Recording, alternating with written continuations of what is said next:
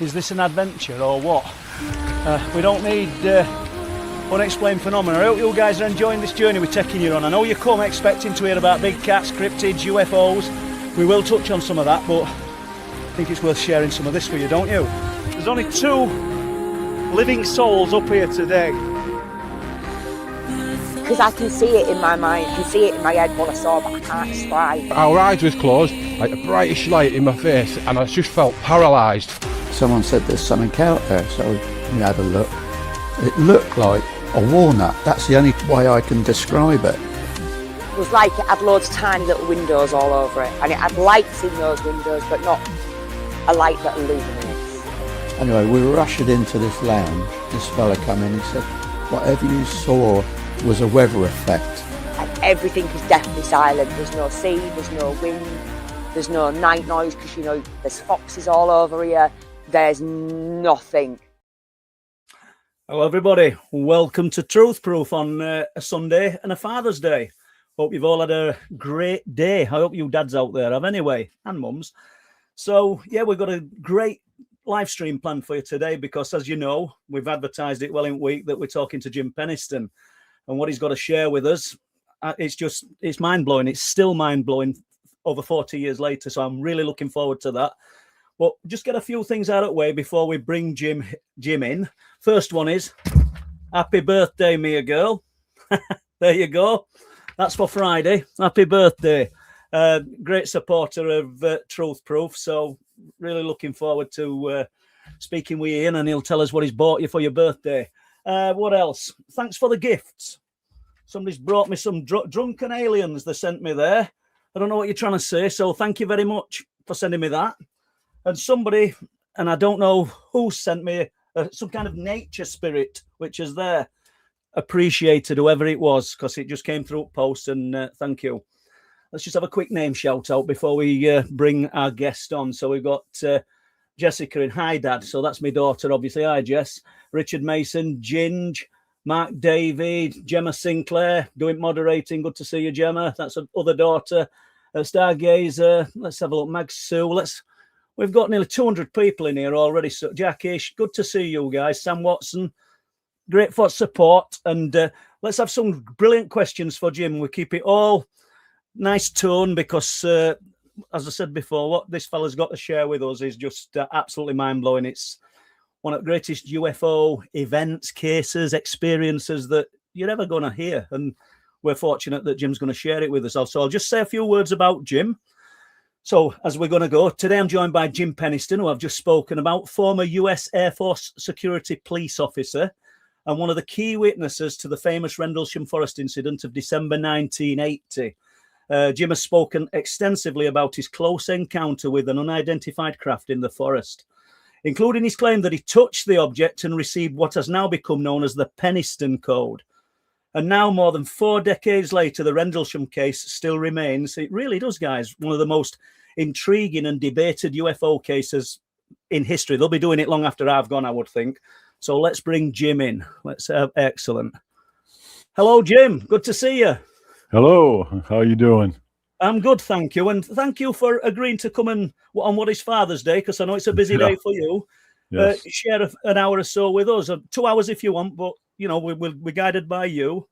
So just before we get into Rendlesham, Jim, and this can be as brief as you want because I think everybody wants to hear about Rendlesham, but before you entered the Air Force in 1973, had you had any experiences? Anything happened prior to that?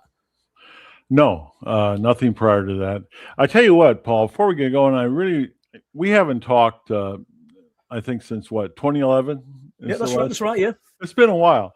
And I want to thank Connie Willis of Coast to Coast AM and also Deborah Jane East, a mutual friend, and for putting us back together. I'm only going to do 2 podcasts, I think, this year that are not with Connie Willis. Right.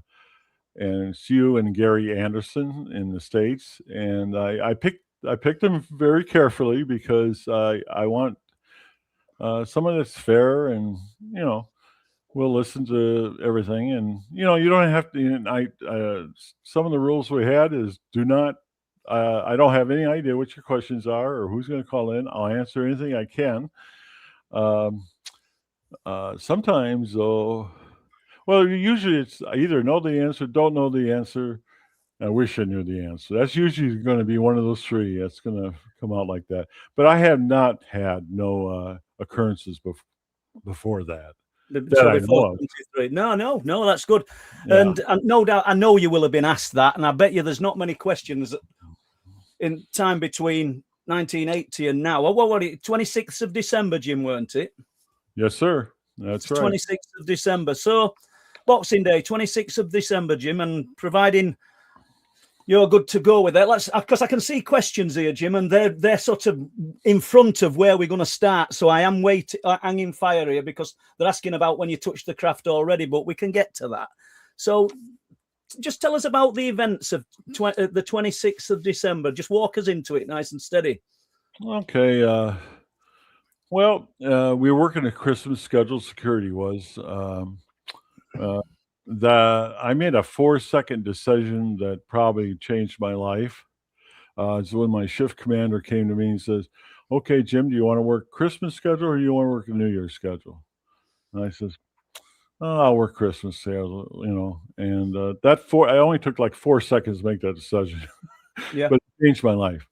Anyway, the situation at Bentwaters, I think all the British people know this well. It's the height of the Cold War.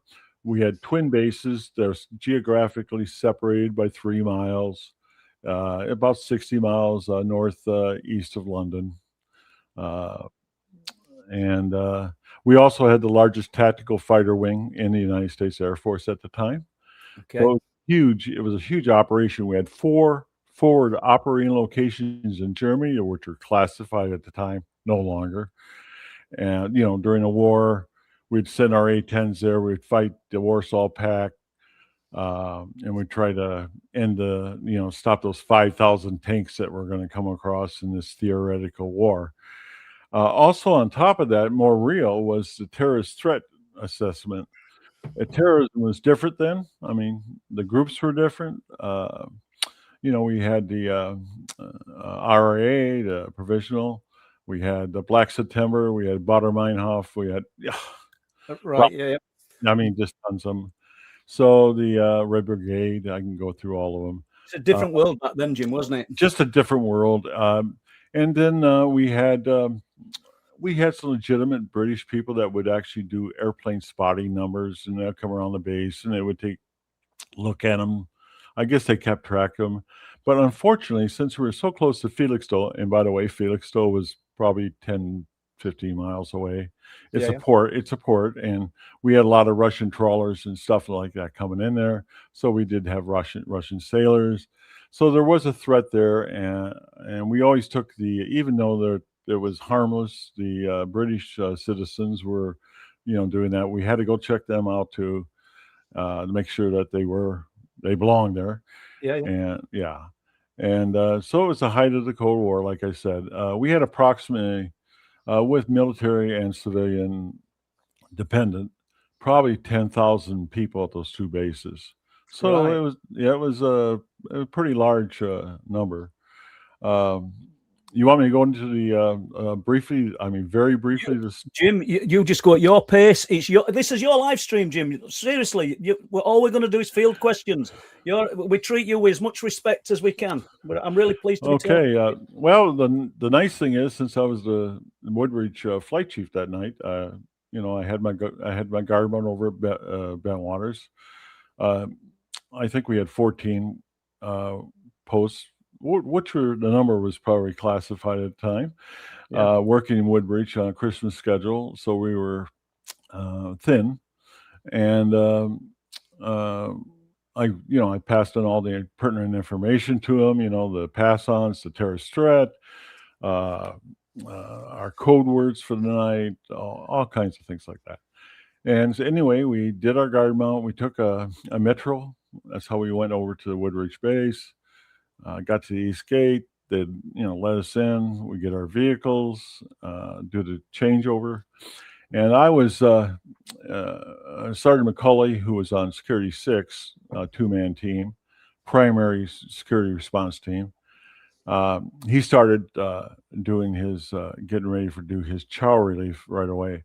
I went and did mundane stuff I do every night, like I'd have to do a perimeter lighting check and which ones are out, check wood hard stands where the aircraft are parked, make sure the right numbers were on them. I mean, I did delegate some of that, but that's the kind of stuff I was doing. And so anyway, Sergeant McCulley from 6, he got done doing his job. And he says, hey, let's go to the chow hall. We'll get a cup of coffee or something. We did. I didn't even get a chance to get my cup of coffee. We had a direct line in the Woodbridge Chow Hall. And it was Sergeant Coffey, our senior controller over at Bentwaters. He says, Jimmy, you need to go to the East Gate immediately. I said, okay, yeah. He says, go code 2. That's with lights on. I said, okay. Was a matter of urgency then? Yeah, there was urgency. And I said, okay, what is it? He said, I'd rather have you talk to the patrolman when you get there. And that was the first indication something was wrong. Something's not right, because they always tell me, okay, it's this, that, or the other. So I went there. No indication then of what you were heading towards? None. And when I got to the East Gate, it only took about 3 minutes. I mean, I didn't speed too much. It was like maybe 45 or something like that. I got there and I contacted the senior law enforcement patrolman, Sergeant Steffens.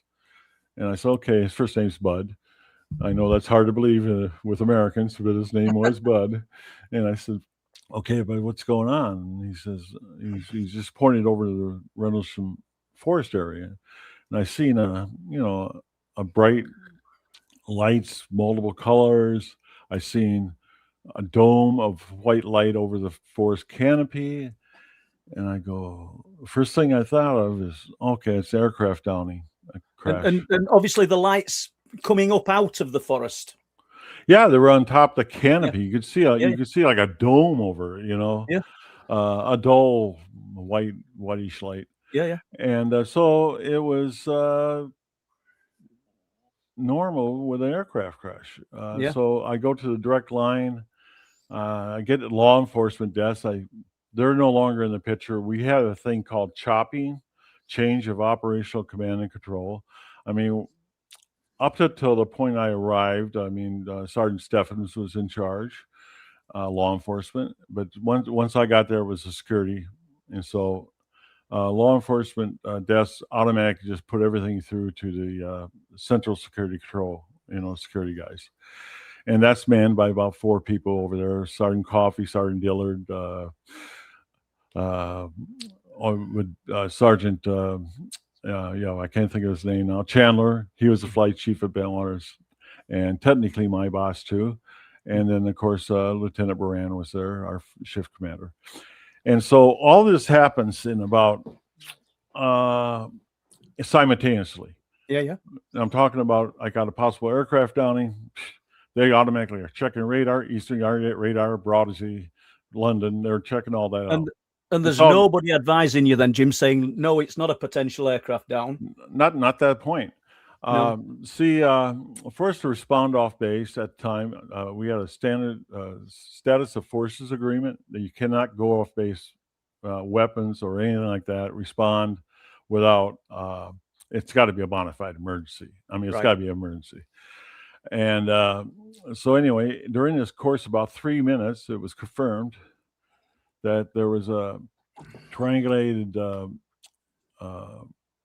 aircraft or radar of the this bogey, this object, this craft, unknown craft, and they lost contact over Woodbridge Base.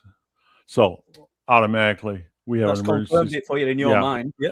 More importantly, it confirmed it to my shift commander's mind, who got a hold of the wing command post, who got a hold of the base commander, Colonel Conrad, and got authorized to go and deploy off base.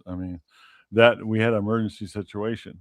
So initially I was just going to go set up the intercontrol point for the first responders.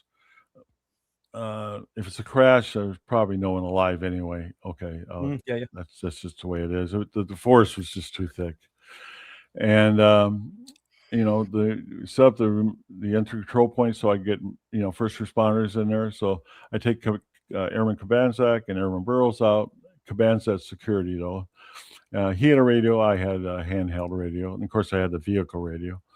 And we deploy off as far as I can go toward Rendlesham Forest. And as you know, the Forestry Service, like, they treat that as a crop, those trees. They routinely grow them and cut them, and That's right. Yeah, I it's a think managed forest, isn't it? yeah, they fell them, and Yeah. And so we were going through that, and they had the earthen berms, so we're going over, and I couldn't go any farther with the Jeep. That tells you how steep those grades were.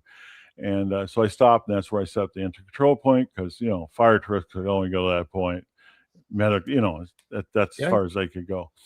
And myself and the law enforcement guy, we deployed from there, left Kabanzak there for the entry control, and plus we were having radio difficulties, which is impossible. We had a repeating system all over the base. So something were interfering with communications.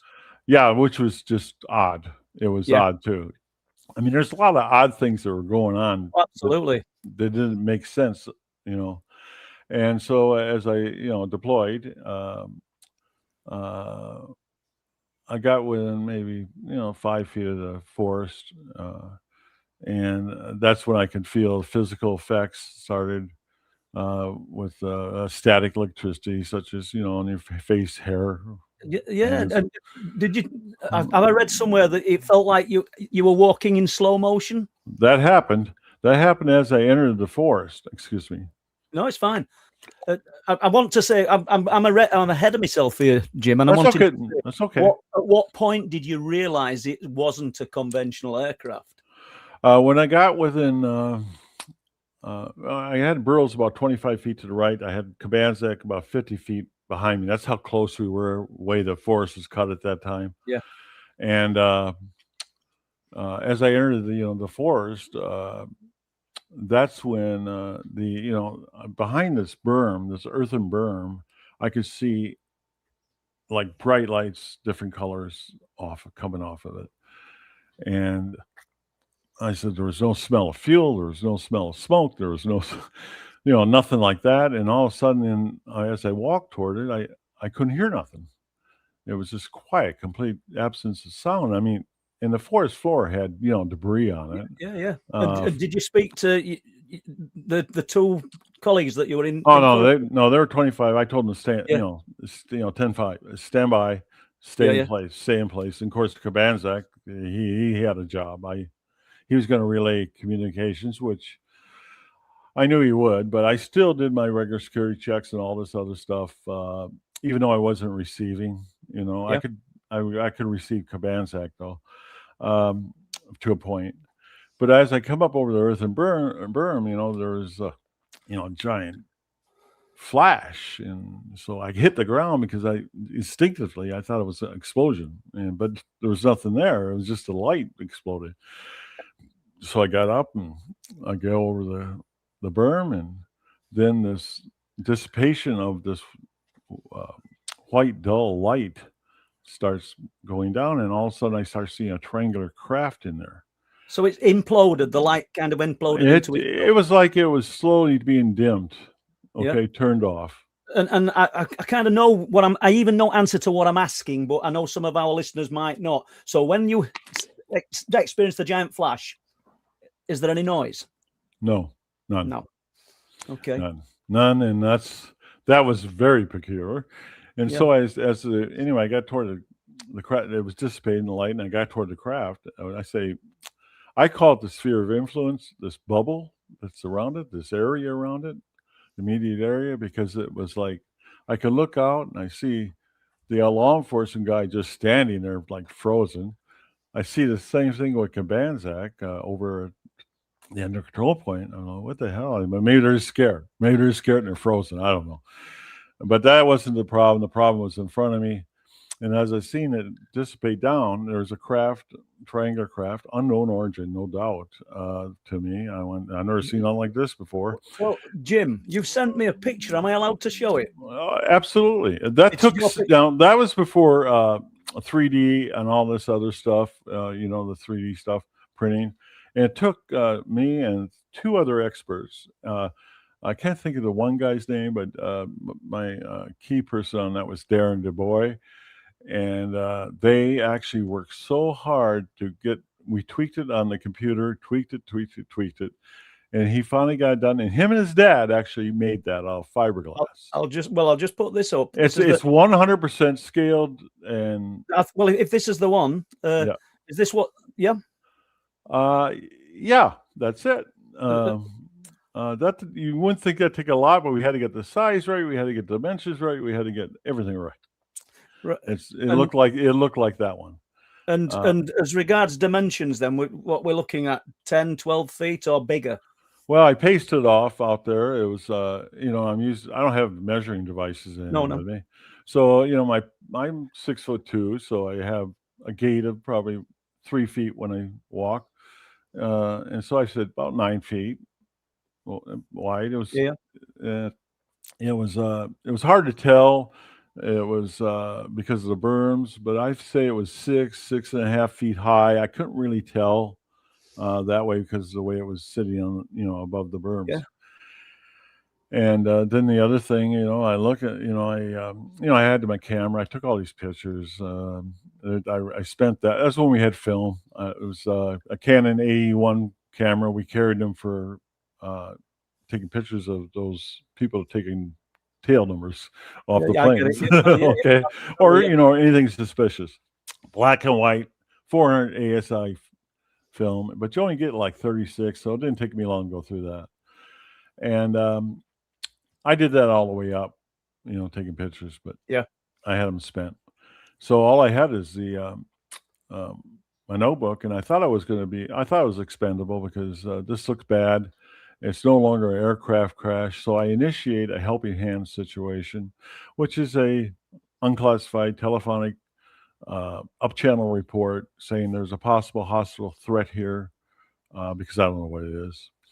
And sitting outside probably at that time it was classified, but, you know, nuclear weapon base and everything like that.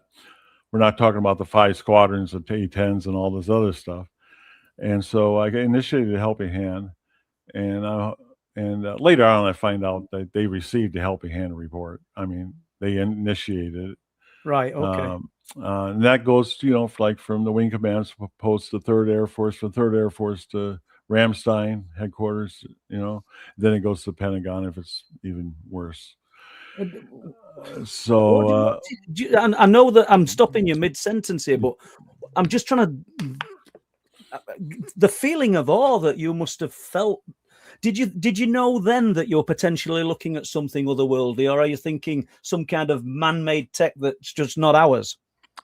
I knew it wasn't ours. I knew it was. Well, at Offutt Air Force Base, 4 years prior, I worked there 6 years prior, and that's where I got my top secret, by the way, at Offutt. Yeah.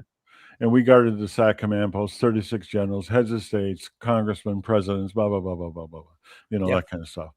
And so, and usually we would have like briefings done in the briefing room at the headquarters. And some of them are R&D, research and development. And you'd be, you know, even though you're guarding outside, you know, that's, you know, you still like, I remember General Harries would be briefing. They'd be talking about all the prototypes for the next 50 years, and nothing like that. Nothing even close. No. Oh, except maybe triangular. Okay. Yeah. Maybe that. So anyway, I said there's a good chance probably in ours, but as I started walking, you know, you've done the helping hand. I've done the helping hand. Then I was trying to figure out how it's staying level and off the ground. You must be reading my mind, because I was just going to say to you, the forest floor is totally uneven. Was this thing level? Level, yeah. So, and say, look underneath, and there's like these beams of light, 3 of them coming down. and I can see that it made indentions in the frozen ground there. And I said, well, how in the hell is that holding that up? And I tried to push it, to see if it moved. It was solid. It didn't move. Right. And so I started walking around it, and then I seen there was some kind of writing on it, and I went, oh, thank God. Okay, I'm thinking, I hope it says USA, USAF, Nassau, Russian, whatever. I was just hoping. And there wasn't. It was glyphs on the side. The other thing that I noticed in my notebook, I wrote this stuff down too. It had no intakes, had no exhaust, it had no crew compartments, had no rivets. It was completely smooth fabric of the craft outside. What did it feel like, Jim? It was smooth to touch. It was metal. I could tell it was metal, but smooth to touch. It was black, glossy, like a black mirror. Okay, I was thinking like obsidian when you were when I'd read about it, how black and shiny you said it was. Yeah, it's very black, and and previously as it powered down, I call it that. That's my term. Yeah. From the light, they had globs of light running through it. It was really weird through the fabric of the outside of the craft, but they dissipated too. They slowed down. They just disappeared.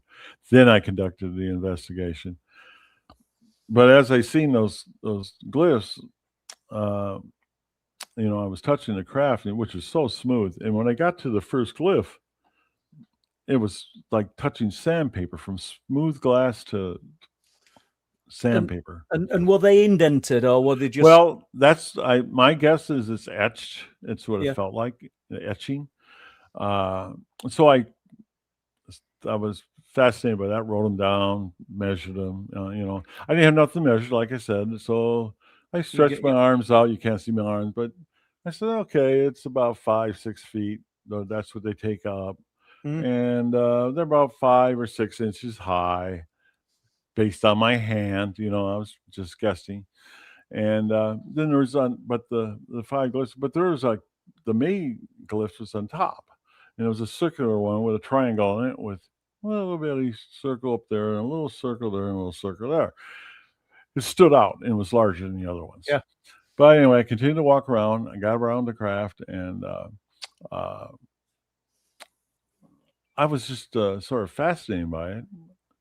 And so I touched the one with the triangle and the one above. And when I did that, it was like a bright white light, just immense. That's what I seen. And in there I could see all white, other things, and then this. Yeah. And ones and zero, the ones and zero thing, So you're getting zeros and ones and zeros. Yeah, and I sort of gained my senses after a while, and all I did is lift my hand off, and I had my night vision. That was impossible. You can't have the forest is dark. With the light, yeah. I wonder, how can I have my night vision? I just had that bright light. So I don't know what type of technology that was. But it definitely. I was going to say to you, but you've already said, when you on entering the forest or approaching, it's all illuminated. Was it lighting a vast area of the forest for the intensity of the light? Well, with the lights underneath the forest was black. That the trees are 5 feet apart. They were just black. Yeah. But underneath it, like I said, those 3 beams of light, it kept it lit around there. I could maneuver and see. Yeah. And the atmosphere, at any point, did the atmosphere lift, these atmospheric changes and this lethargic feeling? And well, walking up to the craft is when I felt my movements labored. It felt like walking through a pool of water chest high. Right. How that would be. But that all dissipated when I got it right at the craft. It was gone, and everything felt normal. The only thing it was silent. The forest is silent. You don't hear the wind in the trees, or it's common. So stuff. These are exceptional circumstances. It goes without saying, Jim. And I know you'd said you'd left. Is it Cabanassac at the Jeep? I think, and the other. Oh, he's seen everything though, because that's what I'm wondering. away. with these exceptional circumstances, are they trying to communicate with you? I Are they couldn't, talking? if they did, I couldn't receive them. Right. Okay. So I did, like I said, I did continue to make my security checks and talk on the radio with the hopes that somebody hears me, Yeah. It turns out, I find out, the Wing Command Post had a big TAC reel to reel. They would do 72 hours of radio channels. So, and I also talked to Sergeant Coffey, the controller. He heard everything. So I was the only one not able to hear, I guess. Yeah. So, yeah. So it's affected the electronics at your end as far as you knew, but they could hear you. Yes. It's strange, isn't it? And what were your immediate thoughts, Jim? I know I'm drawing you back to it again, but you've seen something potentially from another world, another sphere of existence. However we want to dress it up, it's not something man-made by the sounds of it, and we kind of know that now, don't we? But what were your immediate? I imagine one of those surreal moments, like from a Spielberg film. You're stood in front of something that's. Did you feel you were privileged, or did you feel shock and awe or fear? I had a whole range of emotions, but when I got actually, from fear to anxiety to whatever, to being in awe over it. When I got around the craft, though, it was like, I think what kept me grounded is I was mentally running my helping hand checklist in my head, what I had to do, because I did think I wasn't going to make it through this. But I wanted to make sure I had notes, enough verbal going back to the command center. Hopefully they could hear me, until response forces could get out there. So I wanted to make sure my command element knew what's going on. How close, Jim, did your observations, and you paced it, you were closer than any others at this moment. How close were your observations to the other personnel when you talked about it afterwards? Or well, like I said, Burrell's about 25 feet this way, and I got the command's like about 50 feet. But there was this area around there that was this dull light. I mean, I was in that area. And they seem immobilized. Everything outside seemed immobilized. Okay. So in this, like you explained it as a bubble. You felt like a bubble of strangeness.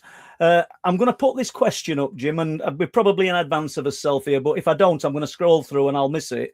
So, Paul, could you ask Jim if he thinks the craft he touched had an occupant, or was it more like a drone? Well, it wasn't big enough to be occupied. Okay. I mean, I'm conventionally, no, there couldn't have been a pilot in it. It's just too small. I had impressions at the time, and I thought it was unmanned craft. Yes. Okay. Do I have anything to base it on other than impression? No. That's a feeling I had. So, I said, this is unmanned. This is not a manned craft. And that was a time we didn't really have drones. You know what I mean? Absolutely. I mean, we're 45 years, 40 years ago over now, isn't it? 45 years. 45. Any questions that come up here, Jim, that you don't want to answer, just kick them to one side. Jim, do you think the nuclear threat had any part to play? I believe there was a protest in Gdansk, Poland. What nuclear threat? Well, there you go. Fair crack, yeah. I don't know. I'm not sure what he's talking about. If he thinks nuclear weapons had something to do with it, if that's the question. I think that's what he's leaning. Well, we had Sizewell. How far was that north of there? I don't know. Like that power plant, that was huge. I don't know. I can give you a guesstimate. It's not. I don't know for fact, but I got a feeling that for some reason this type of phenomena, whatever it is interested in that kind of stuff, maybe. Yeah. But there was no nuclear weapons at Woodbridge. I mean, no. That's great, that, Jim. And after the sighting, after the experience, did personnel in the quarters talk about this, or were you all sort of sworn to silence? Everything. Well, it became top secret. Yeah. That's That's the same as a gag order. I mean, you can't talk about it with anybody unless they have a need to know. And Yes. that's about, So not even amongst yourselves. That's it. oh, I know that's the hardest part. I'll tell you right now, Paul. I mean, even coming back on the, on the posting bus, going back after this whole incident, and I got, my guys I work with, I depend on, to save my life and stuff. We work together, and we, and I can't remember his name. Oh. Anyway, he was behind me, and I was going through that notebook, and I was, writing some other stuff down, and on the way back, and he was saying, "Oh yeah, we've seen it," because of course everybody at Woodbridge Base working seen it take off. Yeah. The guys at Bentwaters, like Sergeant Hall and these other guys who were on a security response team over there, they seen it land. I never seen it land. Yeah, it was made top secret, and I'll tell you what, I was one of 8 people in the squadron at the time that had a top secret clearance. How convenient, Yeah. The other people only had secret clearances. They give them out like a dime a dozen. I mean, they don't. That's But just yeah. I get it. So and I did tell you earlier, well, when we spoke in week, that the other base is at Wattisham, RAF Wattisham. I'm not sure how many miles away. It's about 40, 45 miles away, I think. And that's Eastern. Yeah, that's Eastern Radar, ain't it? Yeah. Like I spoke to a guy who lives about 6 miles from me now, and years ago we're trying to get connected with Colonel Holt when he came through to a conference in Hull. But he just a little bit frightened. He just didn't want to put his head above the parapet. But he said that American cars came, blue and white cars, he said, came onto the base, removed all their radar information, and they got told basically probably the same as what your guys got told. You saw nothing, basically, you say you saw nothing. So it's fascinating, isn't it, that so many. What about civilians, Jim? Oh, there were civilians. Yeah, we had a guy that did repair work. Ike, I think it was. He's seeing something, and that night he's seen what we've seen, but there was other civilians. I got the opportunity to go back, and when I went back in 2010 to a reunion, 30th reunion, or maybe it was 2004. I can't remember. I think it was 2010 because I went, and me and Steve Ashbridge and I think John Hansen were there, weren't he? Oh yeah. Yeah. Mm-hmm. That's right. Yeah. And how did you feel, Jim? Anyway, I met civilian witnesses there, and right. I know they were bona fide because they described the craft. Yeah, it was, and I hadn't put all that out then. No, so they're legit. How did you feel going back to 2010, 20 years? Well, more than 20 years later. What did you feel when you went into the forest? Did you feel trepidation, or did it bring back emotions? Well, I'll tell you what. Prometheus, Ancient Aliens, they were doing a film shoot there, and they made it so we were there 2 weeks. But they had us out in that forest on December 26th, 30 years later, the exact time, same place. And I was out there with the other guy that was with me, and I'll tell you, I had total recall. Rendlesham was actually was happening in front of me. I could see, I could remember. It was just, I had a just total recall of it. And I went, wow. Yeah, that was not a good time, but it was an interesting time. Yeah. How do you view? So I don't know if you're back with us. I don't know that my internet had stopped then or yours had. How do you view it now, Jim? All these years later, is it a blessing or a burden?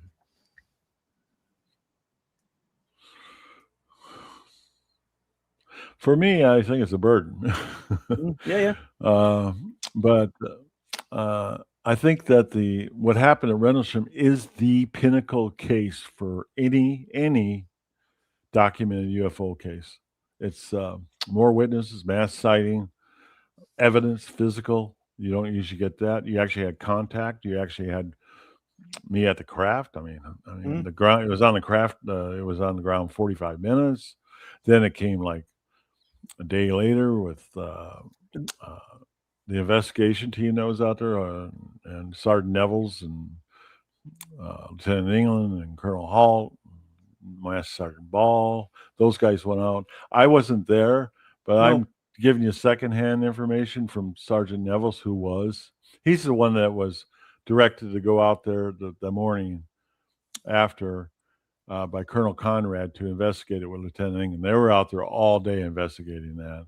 Yeah. And when they came back in at like 8 o'clock at night to the Woodbridge Officers Club, to report to Colonel Conrad, and they said it was significant. There's something landed. There's something happened. And Colonel Conrad said, "Would you mind going back out there and document some more? To get radiation, all this stuff." They said they'd do that. And then I guess Colonel Hall came up to Sergeant Nevels and asked if he could go out with him. And Nevels, of course, said, "Well, you're a colonel. You want to come out? Come out with me." And that's how that happened. That's according to Monroe Nevels. Yeah. And that's they had a series of lights in the sky stuff, and I think it shot a beam of light. This is what I'm told. I wasn't there for that though. They didn't at any point then take you back out to say where exactly this is where it landed? Oh no, they knew where I was. They Yeah. knew where it was. I'll tell you why. Because I, on the aircraft crash, I had a grid map. I had a crash kit in the vehicle, and I put exactly where that was. They know the control center knew exactly where it was. Absolutely, So, yeah. Got it. Jim, tell us a little bit about the binary code, because and I didn't know this. Well, I would have, but you were enlightening me earlier in the week that the message that nobody could have known back then when you wrote the code. When you wrote what you were receiving down, and just go into a little bit of detail about that for us, please. Yeah, it happened, at home at night, and I couldn't sleep, and I got up and I was looking at my notebook, and I made a pot of coffee like at 2 a.m. or something, and I couldn't sleep anyway, and then I flipped it to the binary, or the ones and zeros as I knew it. I went, you know what? I closed my eyes and said, I think I can write that down. And I started the first line doing it, and all of a sudden I started feeling better. So I wrote out 16 pages in a small notebook. And when then at a certain point, I couldn't see him no more, and I stopped, and I felt great. I dodged a bullet. I was going to keep my career. I didn't have to go to the hospital. I tried to explain this situation to him. It's pretty wild. And so I felt okay with it, and I just tossed it in my desk, and it got packed, and I just didn't see it for years and never brought it up. It came up after actually a film shoot accidentally. I think it was Burroughs that asked me, and this is when they shot everything in film, about a date in there. And so I'm flipping through it, and I went back too far in the notebook, and of course there's the ones and zeros. Of course, I had people, an opportunist that looked at it and said, "That's binary code." I went, "That's binary code. Okay, I know, I've heard of that, and but I was embarrassed. I said, this wasn't the best time for me. I thought it was trauma from the incident." Yeah. And I said, "Oh, what the hell?" I said, "Okay, it's 30, some years later. Here, I looked at it. I told them to look at it. And they go, "That's binary code." Blah, blah, blah. They were all excited, and they wanted me to send it off to the Prometheus people. They had people. This other opportunist wanted me to get it. So they're going to decipher it. Yeah. So I said, "No, give me about 5. Give me some time." So I go back to my home in Illinois, and I debated it. I said, "Oh, why not?" So I sent fax to 5 pages to Kim Egan, the producer or whatever at Ancient Aliens Prometheus, and she ran it to an expert and come back and had those 5 pages had a message and some coordinates in that, and that's when I said, "Oh well, the rest of the pages probably do too." And anyway, this other opportunist ran some checks and that, and was all excited, calls me, says, "You ain't gonna believe this." I said, "Well, tell me what." So what I want to do is I was trying to authenticate what I got from this other researcher, and she had, I guess, a researcher in Australia and a researcher in North Carolina look at it, and it came up this identical message. So they're both singing off same sheet. They've not sort of they've not spoken to each other, as in Prometheus and this other person. Oh, no. This is all independent. No, I get it, because I know other person were, and I can't imagine that they would. And but the message is the same. How did you feel then? Because you wrote that down. Well, I was like a state of shock over that, because I thought it was just part of the trauma. And then when there was a message there, I had another expert do the whole 16 pages. And so going a little step farther, and I had to really decide. They wanted to know about putting it in an episode of the Ancient Aliens. I debated, but I have all these people just greedy. Yeah. I think they're all greedy, They just wanted to be the first to have whatever out. And under pressure, but I said, oh, why not? And they put it in an episode, and that was when we were filming over in England for the 30th anniversary. It aired in the States, and I said, well, the cat's out of the bag there, And the interesting thing is that the guy with me, he always has doubts about it because it took so long and all this stuff. So he was on me about in 2013 about, we should get this authenticated. I said, what authenticated? He said, the notebook. Oh, okay. What do you want me to do? I said, tell you what, we got another film company interested. I'll make that part of the deal. They have to authenticate it with a reputable person. And they picked Robert Wood, who done like the MJ12 stuff, and he's pretty good at that stuff. Yeah, absolutely. And he authenticated it, and oh, by the way, I'm going to jump to 2019 when I went to the UFO, the MUFON Symposium in Irvine, California. Yeah, do that. And who was on the board, the panel I was on? Robert Wood. Right. I said, great. So we had a side talk about another 2 hours. And he said, oh, yeah. He says, well, the only reason I didn't send it, he says, but the guy with you, he wanted me to sign a non-disclosure statement. He said, I'm not going to do that. No. I said, oh, that's right. He did. And that was John Burroughs. And I said, that's right. And he says, well, let me tell you what. Here's what we've done. And he said, I had it authenticated, the ink, the paper, all that from the day. Well, he said the winter of 1980. I mean, they couldn't narrow down to the day, but no. Well, I'm just saying that hypothetically, Jim. Yeah. So that was authentication made, and besides, none of that stuff was available. No, but that must have made you knew anyway. But that must have made you. Yeah, but it's good, isn't it? It's nice when it's put out there and you've laid the facts bare, and you've been not bold enough, but you've thought, I'll put my money where my mouth is, and it's come back good. It's come back right. It came back good. And here's the other nice thing about it. And we were writing the Rendlesham Enigma book. Oh, I'm going to push that book because that is the definitive book on Rendlesham. It is. Yeah. It has everything in there. I don't look good in it all the time. Other people don't look good in it all the time, but it's what happened. And I'd say I kept journals for 4 years, well, actually for 20 years, but the 4 years I was at Belmont, I always kept journals. Yeah. So I had a nice source of information. If I read that in the journal, I go, oh, total, I got a recall. This is what happened there, So then in 2019 or 2018, I'm writing a Rendlesham Enigma book with Gary Osborne, brilliant guy. Is this the book? Are we talking about this?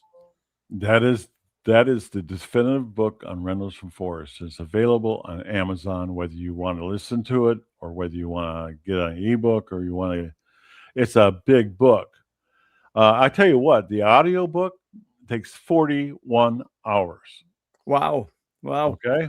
Well, guys, I've put links to Jim's books and his website in the description, so you can find it. But no doubt you'll find Jim anyway if you do a bit of searching on internet. So go on, Jim, fire away. What's even more interesting about this book, it's the only UFO book that we actually, in the chapter evidentiary endnotes at each chapter on each page, Gary Osborne actually did the research and put the evidence to back up everything we're saying up at the top. And I'm writing at the top. So it's the only book like that. Yeah.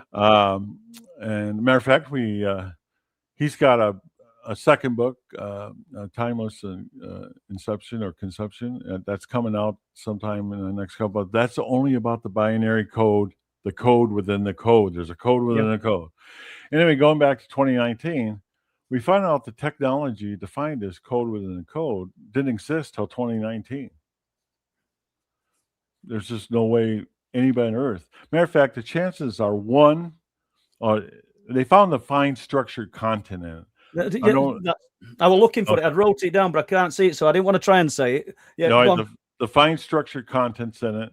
It's the makings of the universe, I guess. I don't know, no expert, and it's in everything. And that were only discovered 2018, 2019. That was the discovery of that in there. The fine structured content is like the chances are 1 in, and it's 12 zeros. So I don't know what that number is, but that means it can't originate here on this planet. It got by us today. So there's a message there that Jim Penniston, as in you, couldn't have possibly known back then, and you couldn't have known it.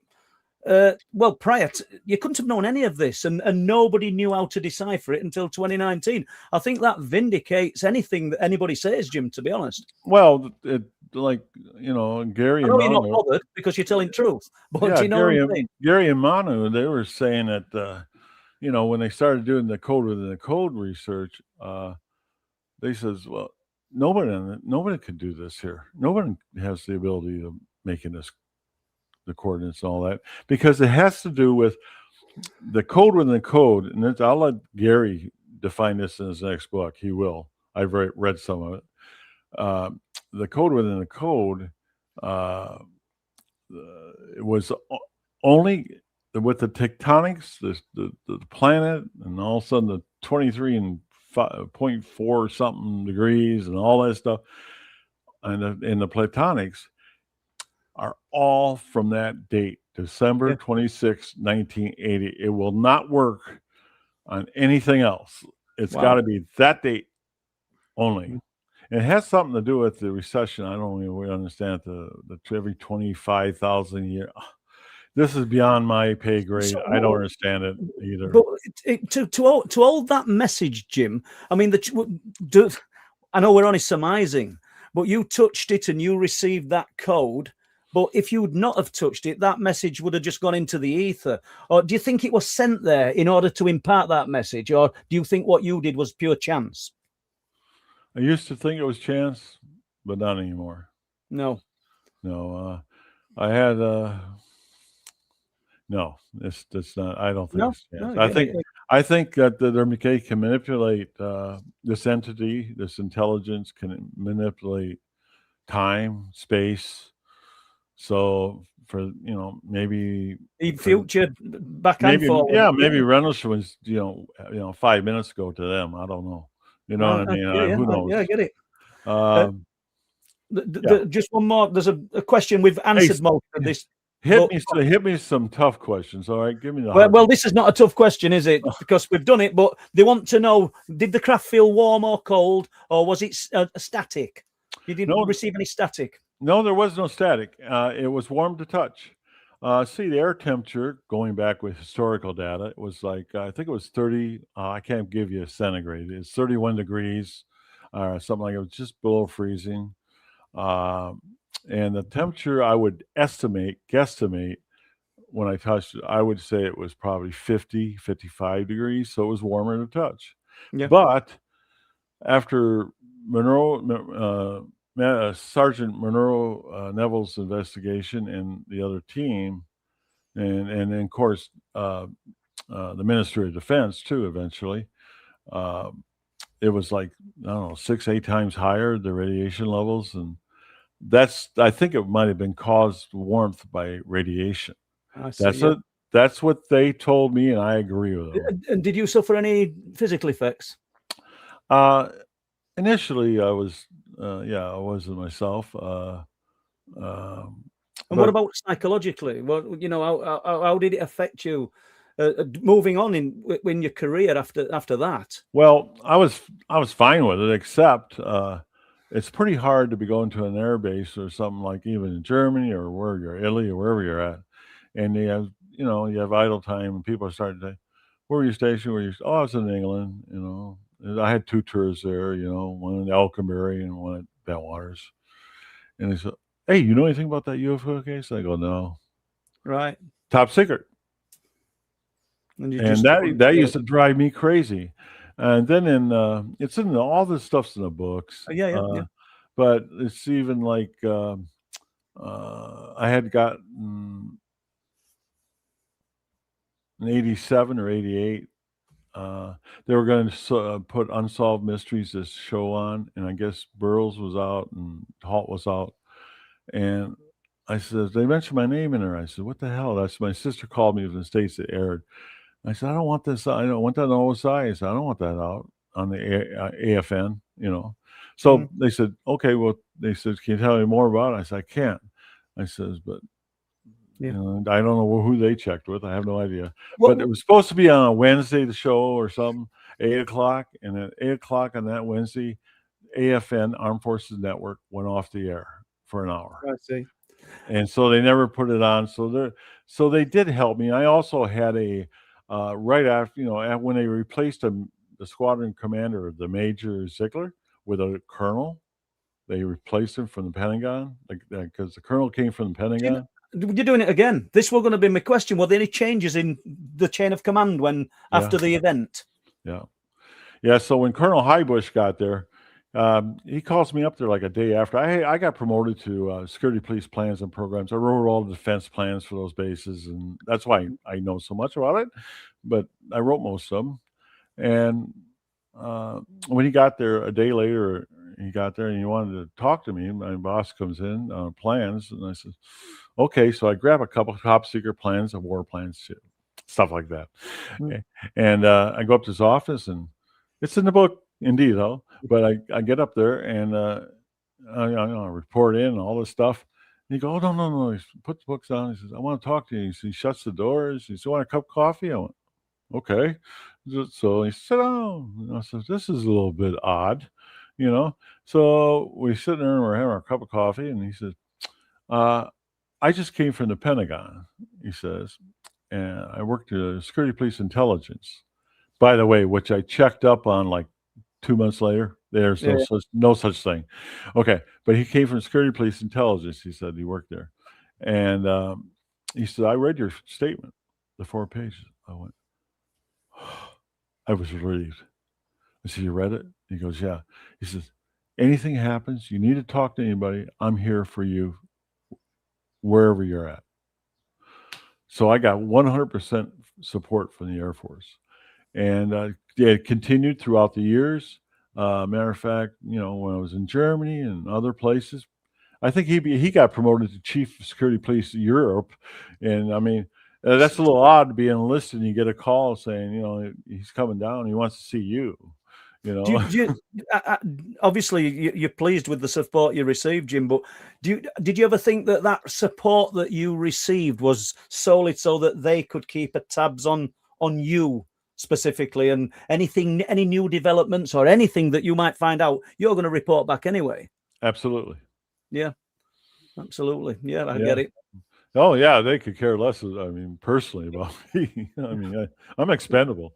Yeah. Well, I think we all are, aren't we? Let's face it. But right, Jim, do you believe there are agencies out there that know exactly what you saw? Sort of. Okay. I think what it is, we have PSYOP information, and we got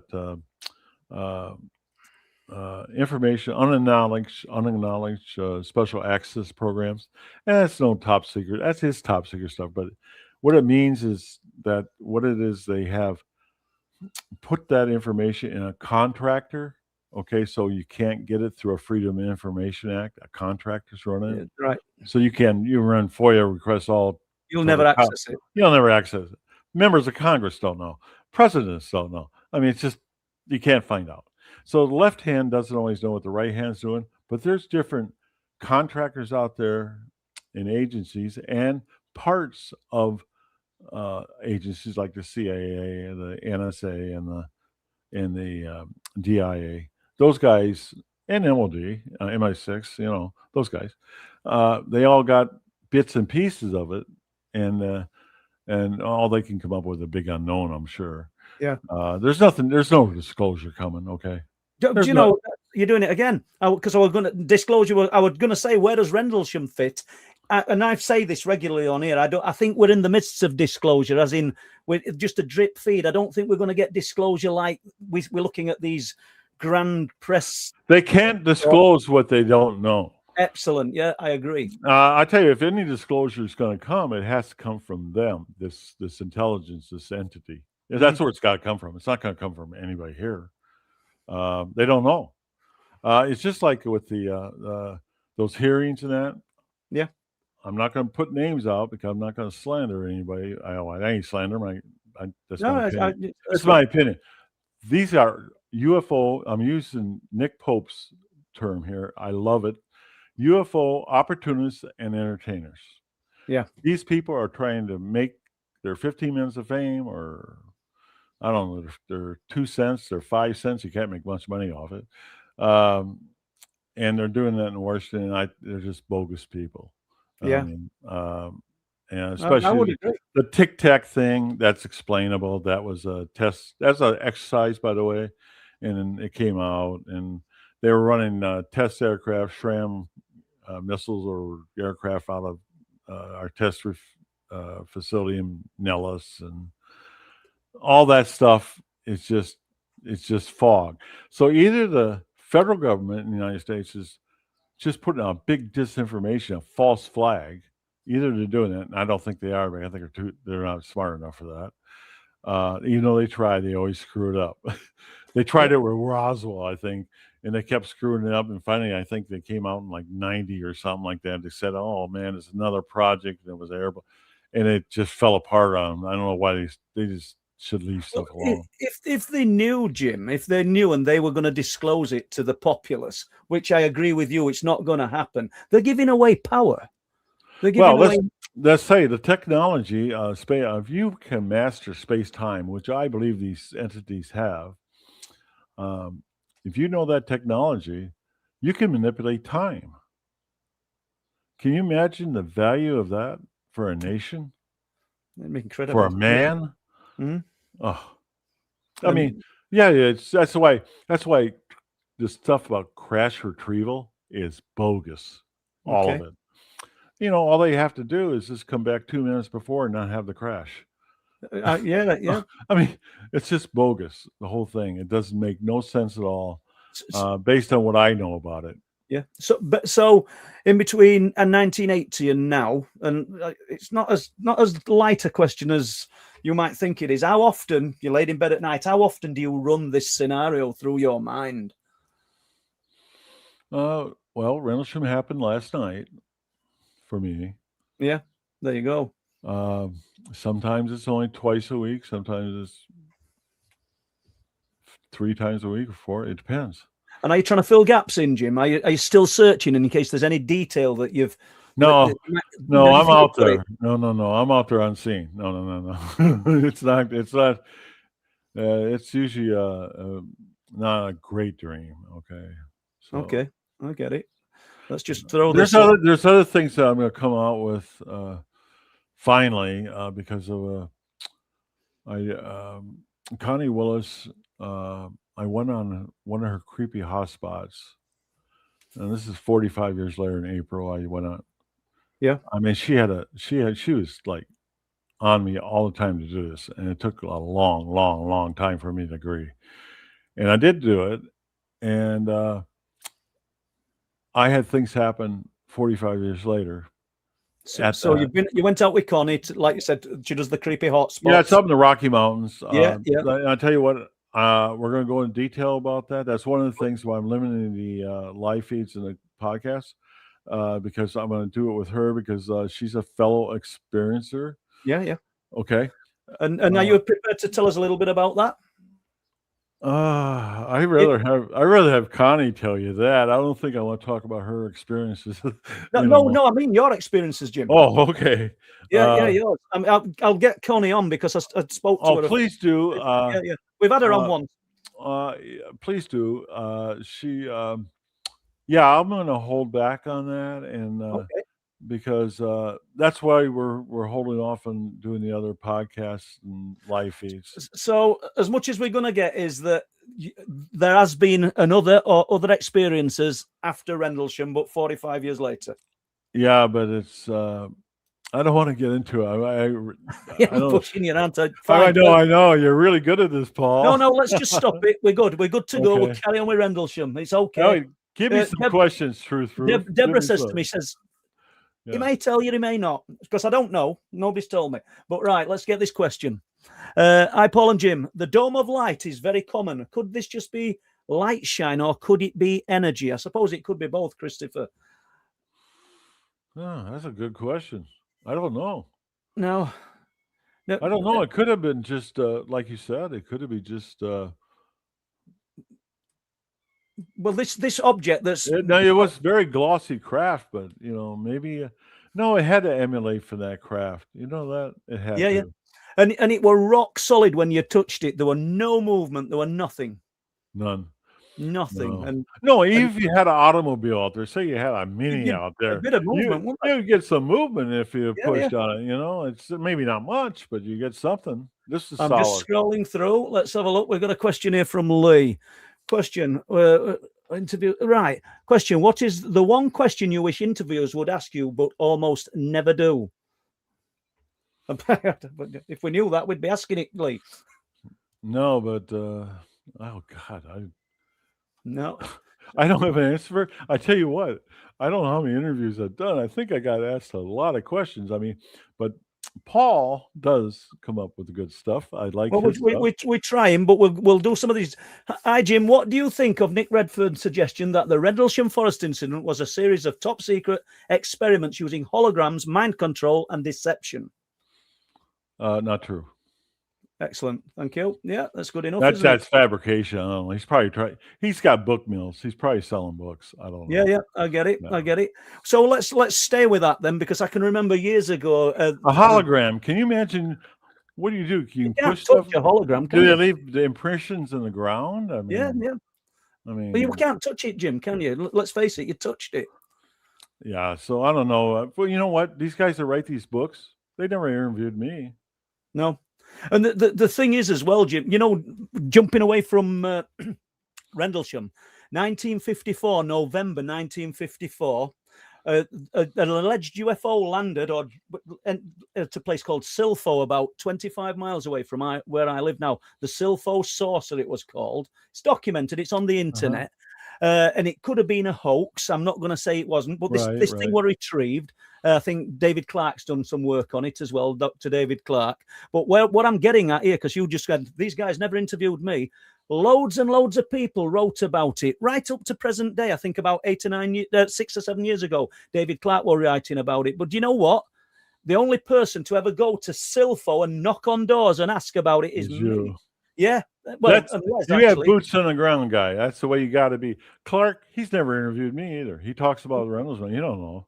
No, if you don't interview who was out there, and I'm saying witness can be inaccurate between each others. They can have discrepancies, just like with Halt and Monroe Neville's. 95% of what they both say is exactly the same, but there's that 5% that's different. That's just eyewitnesses. That's how it works. Was he wearing a red shirt? No, I think it was a blue shirt.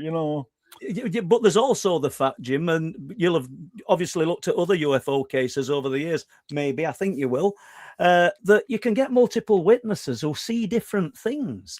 That's right. And it makes us kind of a debunker, a skeptic's dream scenario, because we can't agree on what we've seen. But I don't know whether it's something that's manipulating us on another level from the object, from the intelligence that is the object. I'm not certain how the process works, but it doesn't mean that these people haven't seen something profound. I think this intelligence, this entity, I think they can control that. What you remember, what you see, I mean, I'm sure maybe with Rendlesham, maybe even though I've seen them immobile and I was out there 45 minutes, my watch was missing 45 minutes of time, you know. But I think for them, maybe it was instantaneous. They don't see no time thing. Who knows? I don't know. That's not necessarily true because Burroughs explained the same stuff 3 days later after he went to OSI. His story sort of went different, and I don't know. If you had your time again, you know what I'm going to ask you. Would you touch it again? Would you? I tell you what, curiosity was immense. Okay, I wasn't all around the craft. I wasn't in fear. Not No. when I was in around the craft. I mean, going up to it and all that stuff, but You know, not- Jim, we've got. I can imagine. I'm just throwing this out to people in chat. There's like 350 people here, and what would you guys think? You know, I know we're never going to see your answers, but Jim's just said it. I was in awe. You're looking at a man there, guys, who's potentially touched something from. I'm not going to say another world because we don't know fully, do we? Some other sphere of existence, and I think you're absolutely blessed, to be honest with you, to have this experience. I know you said probably a burden, but wow. Yeah, you know, I chose my words carefully back then when I reported. I call it craft of unknown origin because that's exactly what it is. That's the most accurate term I could have used.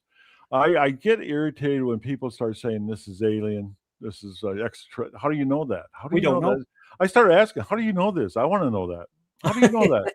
Because they're experts, Jim. There's a field full of them. There's loads of experts, you know.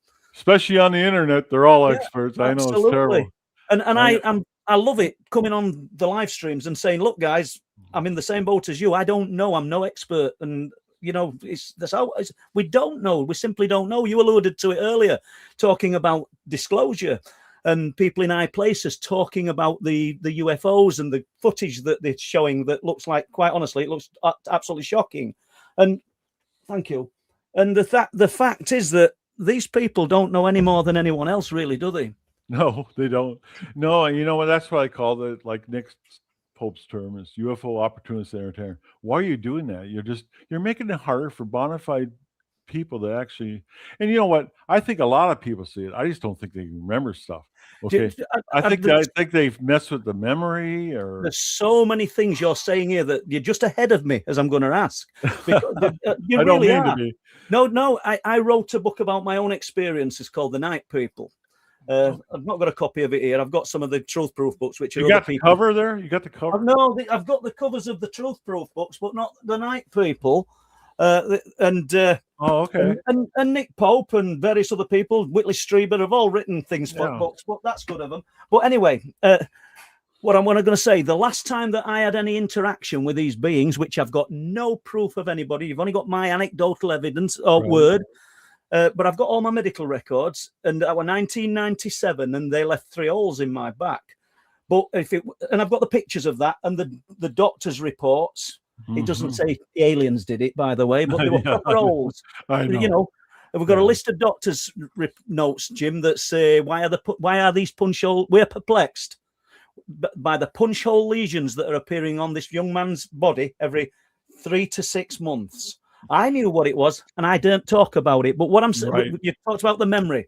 I sat on the edge of the bed the morning that had happened, Jim, and I got up. Apart from feeling dazed and a little bit tired after a night's sleep, I didn't remember it. And Mary turned around, my wife, and she went, Paul, she said, I don't believe it. She said, I said, what?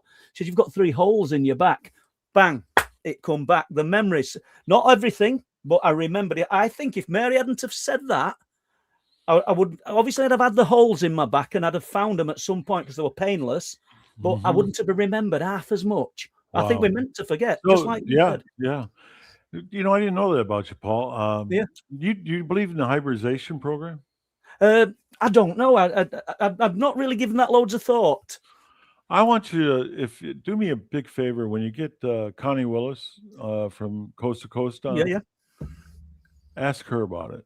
I will do, okay, Jim. Because I'm not an expert, but I do believe that is probably going on in full force. I'm guessing. I don't know facts. I don't have facts, but You know. Well, he stopped for me about 1998. I had it from childhood till about 14. Then, Oh, I didn't know you were an experiencer. oh, Oh. well, in the words of Whitley Strieber, seriously, he said he doesn't know anybody that's been affected by the visitors as much as Paul Sinclair. Oh. And Jim, there'll be people out there that have had far more traumatic experiences. I do Yeah. know that. And Right. Whitley, with greatest respect, he's a showman. So when he's doing his radio show, that's what he That's said. true. Yeah. But no, it's stopped, and I'm glad it has, because there were horrible experiences, to be honest. So, man, what happens with us, Paul? We're still, let's say you even get an answer. If you get one answer on anything, you got 100 more questions. I mean, it never stops. It's just... That's the truth of it, Jim. And just when you think that you actually have lifted a stone and got a little bit of light or direction in which way this is going, it throws you off into another direction. It's absolutely crazy. But that's the other thing, you know. I really got picky on these documentaries because I wanted, final edit and that, all that stuff. They don't like giving you that. But what I don't like is I don't like their creative editing to make, like TV good. Like they take my stuff and they, like I said, oh, they're definitely from the future. I've never said it, but I said it on film. I go, wait a minute. They cut that out. They didn't finish the line. They didn't finish what I was saying. The editing is just Monroe Neville's. It says like, well, there was beams of light coming down in the WSA storage area at Bentwaters, and they left out the part. It's been said there's been beam of lights. They left it out, and it was in a documentary, I think, from I don't want to say the company. No, I know what you mean. Yeah, it's a British company, but I was like, yeah, I know. So these documentaries, you don't get final edit to go, or please don't have F-16s flying out of Bentwaters. They don't even get accuracy. I mean, let's keep it as A10s. It's all about viewer numbers, though, isn't it? And then all about drama. Like you just said, without naming any TV programs, and I wouldn't do that, but you see some of the more prevalent ones at the moment on TV, and there's mass excitement, and then they go to an ad break, and you come back after ad break, and they've knocked a cup of coffee over, something like that. There's no substance to them, is there? Yeah.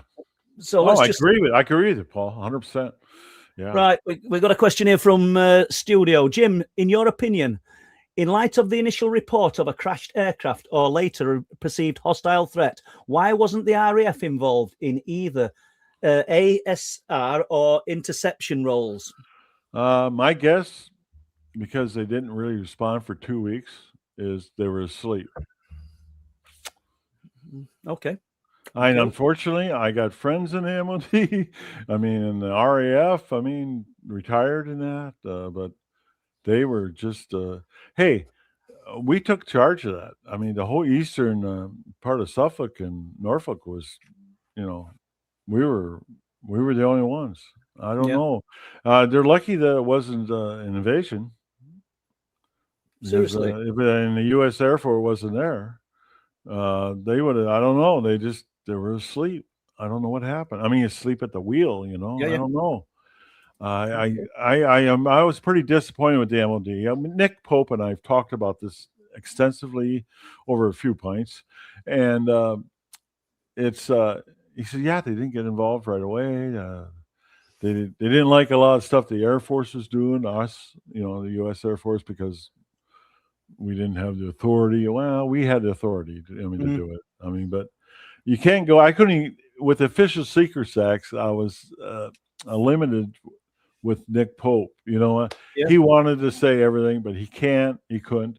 And I understood that. We're different. I got a release. How can I talk about top secret event at Bentwaters? Well, when I retired, they'd had all those classified plans, the launch times of this, and all the stuff for the NDA. And all of a sudden I said, where about Bentwaters? And they sent off a thing from the Pentagon, comes back a couple of days later, says, nothing classified happened at Bentwaters during that time frame. I went, can I have a copy of that, please? That's what I said. And I went, I can talk about it. That's why Hawk can talk about it, because he told me to do the same thing as when he retired. That's why we can talk about it. We got a release. Well, I was actually going to say, obviously you wouldn't say if you did, but or you might say, yeah, there is something. Is there anything about that incident as regards what you saw that you've never told anybody? Yes. Okay. Yes, and it will come out. It will come out because it's got to. But not tonight. It's not going to come out tonight. It's not going to come out on Gary Anderson's show either. I mean, I love Gary too. No, it's all good. He's a great broadcaster, but I'm not going to do it. But I want to be as open as I can about everything else. You can ask me anything. Let's just briefly talk. This one's going to annoy you probably. The lighthouse. The military personnel who went into the forest that night saw the Orford Ness lighthouse. And I've always thought that were ridiculous because obviously that you could have replicated that in forever, couldn't you, if it were the lighthouse? So what do you think to people like that or just bending the narrative to suit some concoction that they've dreamt up? We don't have to we don't have to be defamatory, do we? I just think it's a ridiculous. First of all, where I was at, you couldn't see any lights. It was too dark. I know why that happened. I think Burroughs, in his statement, which he said he wrote, and when we were out there, I'll just go back to it. I don't want to care about his statement. When I was out there with him and I chased him, because he's running after this thing, I couldn't see it. We got up through the farmer's field and finally I'm exhausted. I mean, we jumped fences and I fell down in water and mud. And I finally get to where I'm at. And I said, "What are you doing? What are you chasing?" And he goes, "The UFO." I said, "What UFO? This is after it, And he goes, he points over like this, and he said, "Look down my finger." And I looked down his finger, and John, that's the lighthouse. Right. So he wrote that in his statement, and I don't know. That carried weight then with anybody that wanted to. Yeah, like my statement has never been seen. They got some, cover story statement. All statements in the Air Force are signed by the person, witnessed, plus you initial each page, 1 of 2, 1 of 3, whatever it is, 2 of, that's how they're done. None of those have signatures. They're just typed out. And by the way, they're typed out by Brit because they're using British words. They even use meters. I don't ever use meters in my life when they sanitize that story. So that was the cover. And I agreed to use that, initially with my command element. And I'm going to bring up a quick story about that because I got because Colonel Williams and Conrad, I talked to them like within 2 days after the incident, and so I got the opportunity when I was writing a book and to meet set up meeting General retired Gordon Williams in Tucson. I went down there with Burroughs, and so I got to apologize. I apologized. So Burroughs was on some kind of water pills, and so every 15 minutes he had to run to the bathroom. I probably shouldn't share that, but he was on some kind of water pill, and so every time you go to the bathroom, and all of a sudden, I got the real General Williams talking to me again. He was just open, and I see. So he wanted to talk to you, obviously, in private. Yeah. And so I said, "Well, General, I want to apologize." I said, "That was a cover story I was given by the OSI." And he goes, "Jim, don't worry about it." He says, "We're all following orders." And that sort of really, I felt vindicated, but it also struck me like, oh, man, how far does this really go? Yeah. How far does this really go? We're all following orders, So do you still think then, after all these years later, that there's still information that I know you've just said you've got other things that you're going to divulge eventually, but do you think there's other people well above you that may break the silence and talk about other things? I think so. I'll tell you what, mine's going to be with the contact part of the craft. Okay, it's going to go a lot farther than that. Yeah. Yeah, I think that will happen. Sure. What do you think they are? What do you think, not that they are, Jim, but do you think that they're just a thought process away? Before you answer me, just hear me out. People talk about the hitchhiker effect, and I think people, and I'm not saying I'm right here, guys, anybody listening to this, but I think a lot of people think that something almost attaches itself to a person and comes to their home. Me personally, it's only my opinion, I just think it's a thought process away. So Jim, I'm talking and Jim's not answering me. I'm just saying in my mind what I think. So Jim's had this incredible, profound experience that he's carried now for 45 years. And I wonder if Jim concentrated and thought and almost not prayer, but in a meditative state or some kind of deep emotional thought, whether he could make contact with that again. And I see you smiling, and you might think I'm talking madness, but no, I don't think so. Okay, we haven't spoke about this, guys. By the way, have we, Jim? We've never mentioned this. No, the last time we talked was 2011, and it was like, about doing.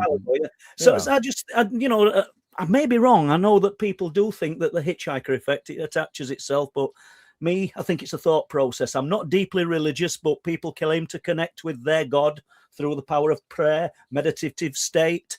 Maybe they're not our gods, but maybe they're from some similar kind of time and place. I don't know.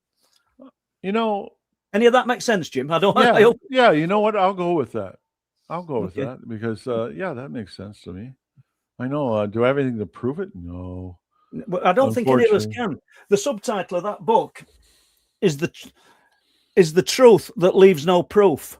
And because it genuinely is, isn't it? And I do think the subtitle of book 2 is Beyond the Thinking Mind, because I do think that a lot of the time we can access things in the other realm. I don't know what to call it, really. We don't have... You confine yourself into boxes if you start saying, some other world or through a portal, just the other side of this firewall that we all seem stuck behind. I think through certain thought processes, you can actually contact or initiate some kind of contact. I'm hoping when we hear what's happened to Jim, which I'm going to keep looking for now, it might be running on them lines. Let's just have a look at this. Right, Jim, my favourite documentary about the incident was the UFO Hunters with Bill Burns. Sorry. Yep. Do you have any favourite one that you feel represents you correctly? Burns. Yeah, I learned to read, Paul. I think maybe, God, you know what? They all manipulate everything for profit. You know what I mean? I hate to say that. But I did have, like, the last 2 I've done, I've had final edit, kind of thing where I wrote the teleprompter stuff, I wrote that. Oh, I don't want to take away from the magic of TV there. No, it's teleprompter. I wrote that stuff. So I would say that probably the last one was, I think it's on, I don't know where it's on right now. It's probably the Alien Revisited season 1. I think it's from 24. It's not 100% accurate, but it's 85. That tells you about the other ones. You want to know the worst one? The worst one was the first one, and that's about 30%. If assuming there's documentaries in the future, then Jim, if you had more say in what we're going to come out of your mouth instead of looking at the edits and thinking, no, I didn't say that. I did, but they've chopped it in such a way that it makes it look like I'm saying it in some kind of over sensationalized way. Would you participate more if you had more control? Absolutely, Paul. I think we all will. I think all of us are like that. We would do that. Yeah. I've done some even myself. The Prometheus ones, were good, with ancient aliens, but they got a mission too. It's to make money and all this stuff and sales, but it wasn't too bad, but not always accurate. I mean, what I thought it was, what I think is important to talk about, never makes it in. Because it's not. Do you think that's because it's not as sensational as what they want it to be? That's right. Yeah, I did some. And here's the problem, Paul. I can't believe they try to sensationalize a sensational event by its own. I can't believe that. They do it all the time. We don't need that. I mean, first of all, it takes away from the experiences that our actual can remember. it takes away from them, like you got all these people saying about they're doing And recoveries and all this that's stuff. that's documentaries on a broad stroke. That you mean? Yeah, I get it. Yeah, I get it. Yes. Absolutely. Okay, Jim, you mentioned the silence, as do others, when encountering strange happenings. Could this be an example of altered realities? Oh, absolutely. Yeah, altered reality. I tell you, inside that bubble was altered realities. It was different for sure. There's so many things, though, Jim. Don't you think? I know Connie, when she goes to creepy hotspots, she likes the cryptid phenomena as well, as you'll know. The Bigfoot and other things. But there's so many parallels. I don't just, it ties to Rendlesham, but the UFOs. Let's just say the UFO, UAP. Yeah. There's so many parallels throughout all of the unexplained phenomena. Things that are the same. The cryptid type sightings, and you get this descent into this lower silence. The UFO, we get this strange envelopment of silence and altered atmosphere.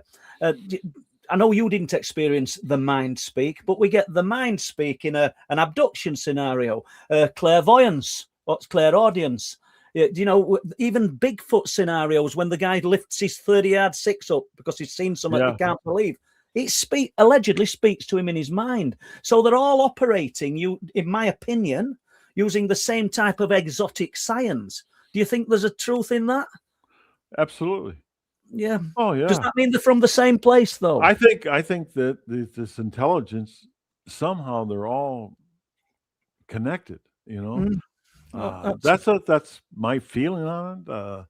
And from what I've heard from other witnesses, from experiencers and abductees and all that, I think that they all have information. And you got to keep it. First thing you got to do is keep an open mind. If you keep an open mind on everything and let them talk and listen and ask the right questions, I think I ask good questions, and I think you do too. We'll find out a little bit more to understand that, and that's the whole thing. Once you understand it, you say, oh, I think it's all connected. Yeah, I love it. Yeah, because I'm on the same page with that, Jim. Right, Jim. Was Jim aware of any kind of secret weapons being tested around Orford Ness? No, because first of all, I had top secret clearance. I wrote all the top secret plans and secret plans for the base. Their operating instructions for the forward operating location, Rendlesham Heath, I wrote them. That was our communication C3 facilities. All this. No. The answer is no. No, absolute no. I know that for a fact. Okay. And we've got a question here from one of our favorite. Thanks for the question, though. Thanks for the question. Yeah, one of our favorite people here, Jim. So we've got Deborah. So lovely to see you, Deborah. Jim, after 45 years, you had another. Right. I think we've done it, and he's not going to do it. You had another experience of a strange event on a creepy hotspot exhibition with Connie Willis. What happened and how did it affect you? We've done it, Deborah. I'm a little bit late with this one. So, well, okay. Okay, Deborah. Deb, okay. Yeah, I had a similar feeling, a similar experience. I mean, I felt a presence on it. Okay, we'll leave it like that. Yeah, that's good enough, Jim. Thank you. Thanks. She got a better question than me because she got a little bit more out of you, Jim. Oh, yeah, she's good at that. Let me tell you, she is. Okay, all right. Let's have a look. I'm just looking if we've got any more. Let's have a look here. Question: if you could go back to that night, do one thing differently, what would it be? I would have chose different people to go out with me.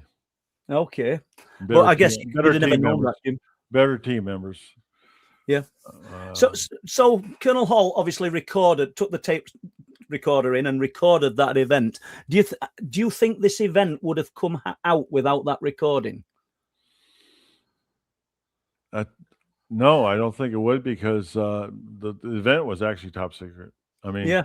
So no, it wouldn't have been out. What they do the way with the DoD 5200, how we handle classified. It reviews every 30 years, and all they do is go, is it still classified? Yeah, make it top secret for another 30. It just keeps going. Yeah, I think by Halt being a what do you call it? He was sort of like he didn't follow orders that well. I mean, right, okay. He did it out of what he because he wasn't getting the answers he wanted. This is my opinion, by the way. Your opinion. And by the way, Chuck Halt's a great officer. And it just sort of forced the situation a little bit. Yeah, and he wanted to push it, and which is fine. He went up to the squadron commander. We have a squadron commander, RAF, for just figurative purposes on the base, and then I think it went to 3rd Air Force, and that's where it was just discussed. But if Halt hadn't done that memo, and of course the memo was FOIA, that's how they got that. But do you notice none of the other nuts and bolts of it ever came out? The trouble was, I'm not going to say the book, but there's a book written prior to all this stuff back a long, I think it's like the 1st or 2nd book. Yeah. It was written, and the whole thing was the cover story. Yeah. The cover story. I went, oh, this is what they were telling around in the pubs and that. Okay. Yeah. And they took it as a cover story. And they took it as actual.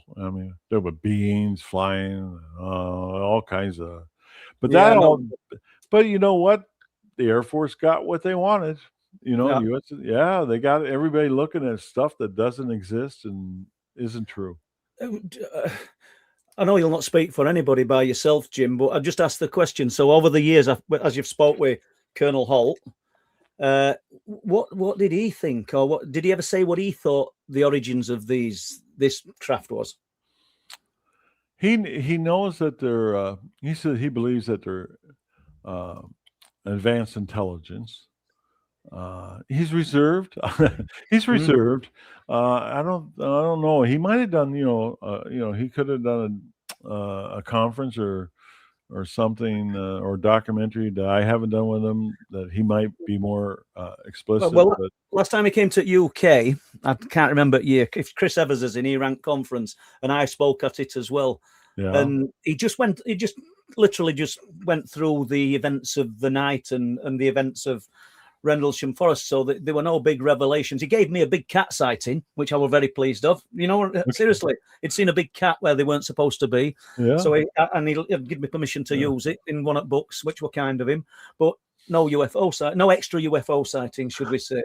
All right, this is good. Bev Wilson, I'm going to get the book tomorrow. I think, as I love to read and learn all about it. Excellent. So hey, let me give her a hint.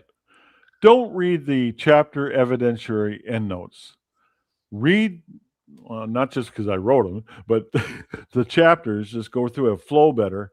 And if you're a real researcher, then go back after you read those 700 pages. 700 pages. Yeah, plus, and then go back and read the evidentiary endnotes. Well, we'll do that separately. And the other thing, if the epilogue in that book is 60 pages long. The epilogue is the transition from what the Rendlesham Forest incident to Gary Osborne's research on the code, which is coming out later this year. Book two.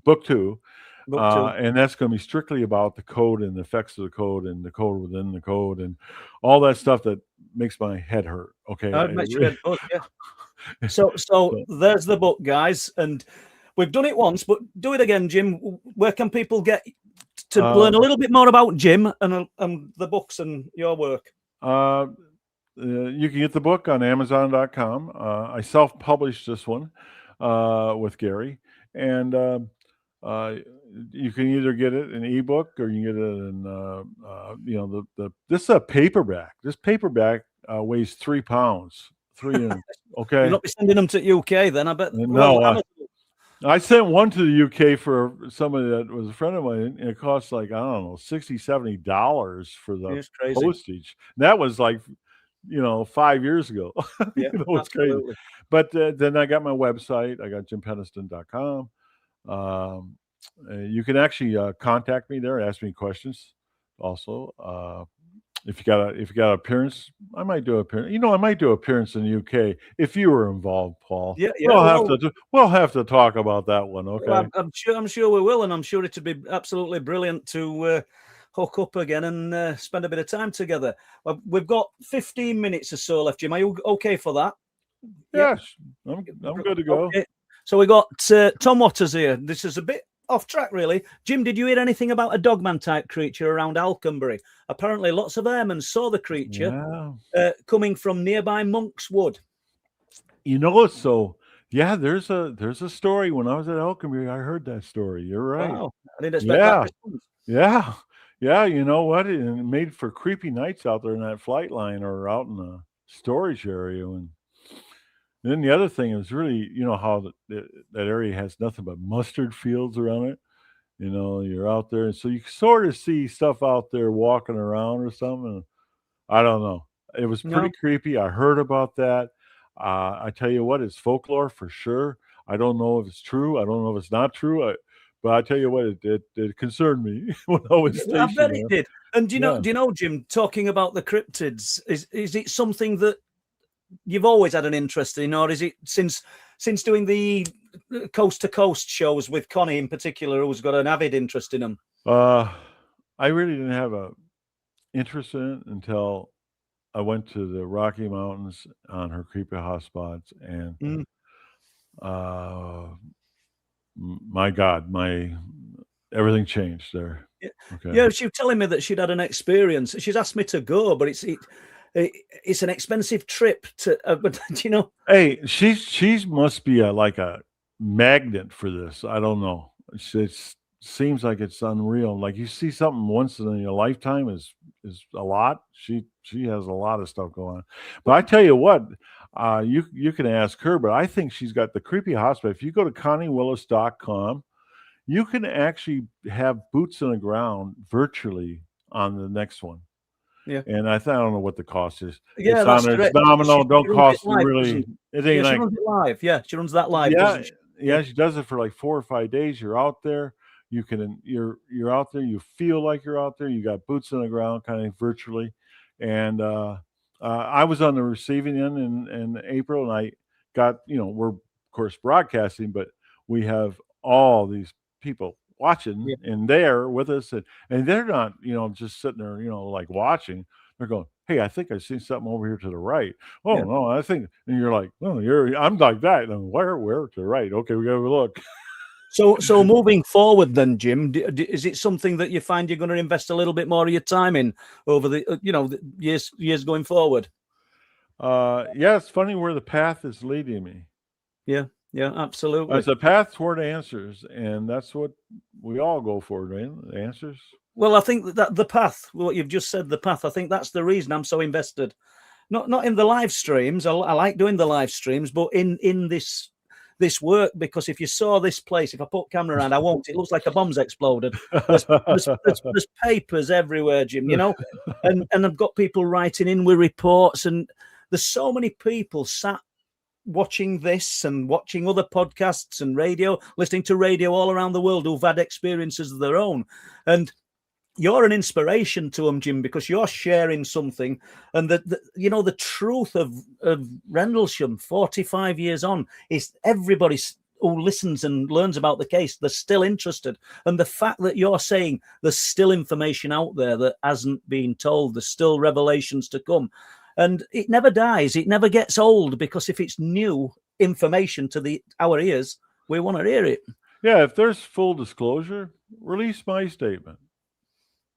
Release my statement. Release the audio tapes of the command posts and our radio conversations. All that was picked up by General Gabriel, the head U.S. Air Force guy in Europe. He picked that stuff up. So that would add tons more meat to the bone, wouldn't it? Yep. I mean, well, it's if they want disclosure, do that. Yeah.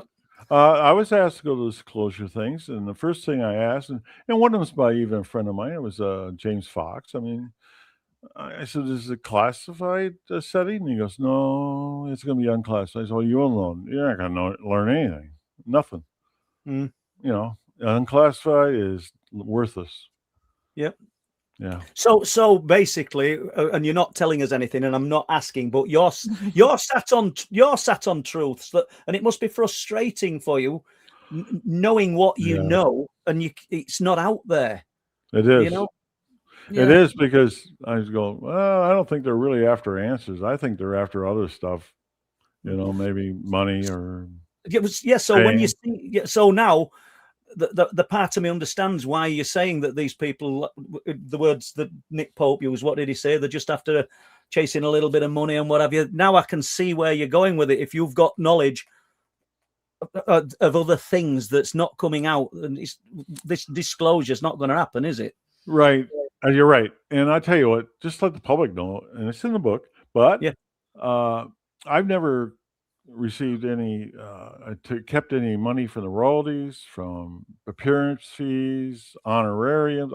All that money went to charity until January.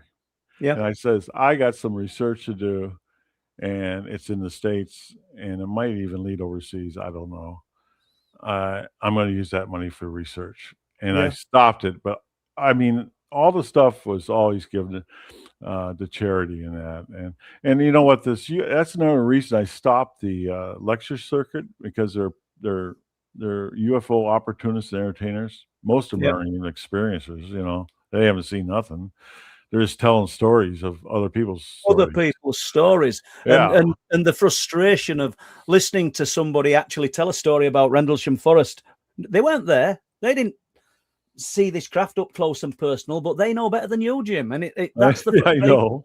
You know, well, it's just like you telling you about, you know, your experience. My experiences. I've got people said, oh, you're having lucid dreams. Lucid dreams do not leave punch hole lesions in your arms, your back. That's right. You know, but it's difficult, and I respect somebody that says I can't believe this unless I see it with my own eyes. I can respect that.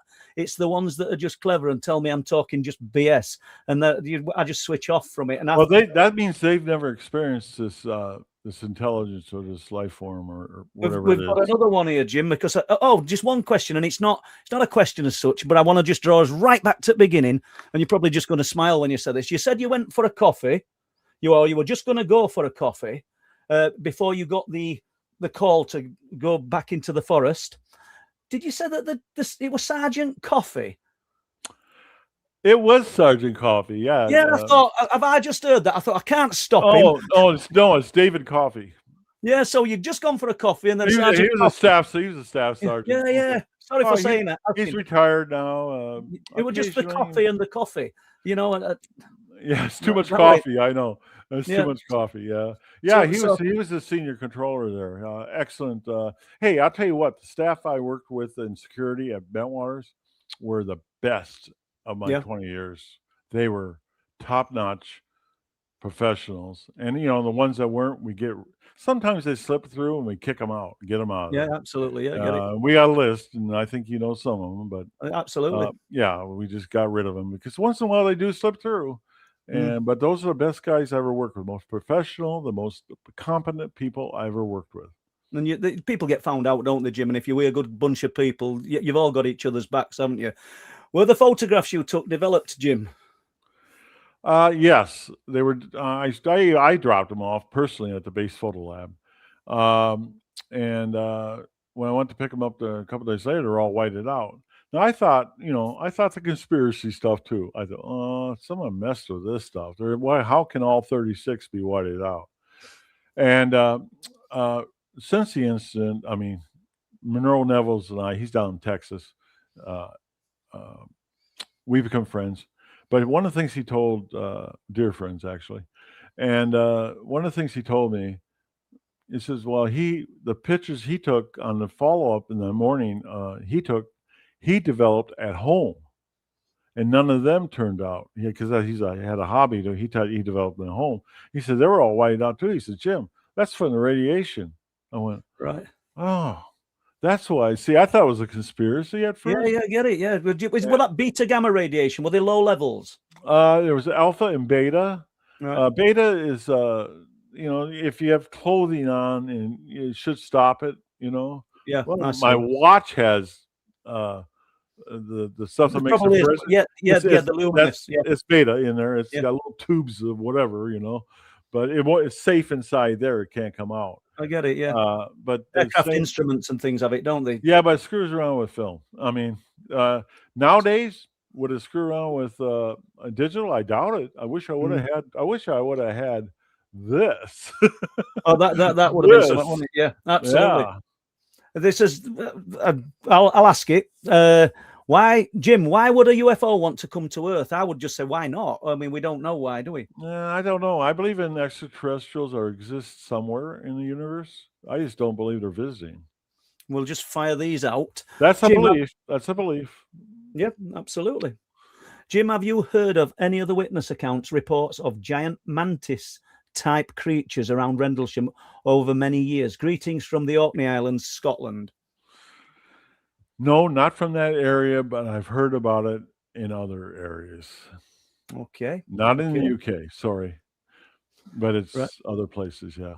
Contact times. When approaching or touching the pyramid craft, did Jim have any physical stroke mental sensation as communication took place?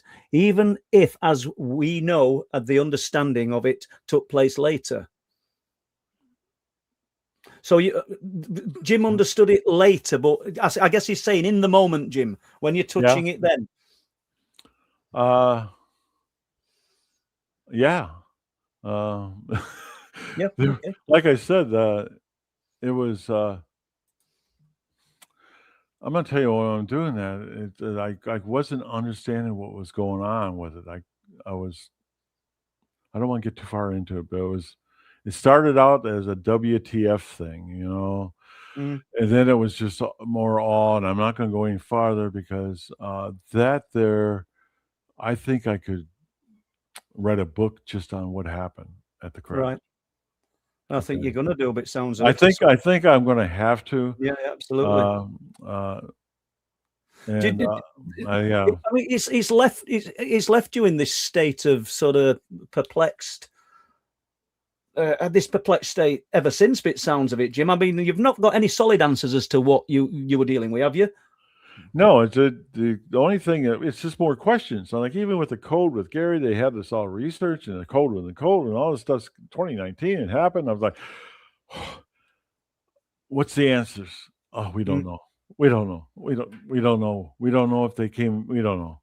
So here's Deborah again. Jim, when you were going to the next, Jim, when are you going to the next creepy hotspot, and can other people attend it virtually? We've done that, Deborah, but obviously I weren't ahead of the game when you wrote the question. So yeah, they can, Jim, can't they? I will do some in the future, yes. Excellent. Okay. Let's just keep going down. We're just about there, I think, Jim. Let's just...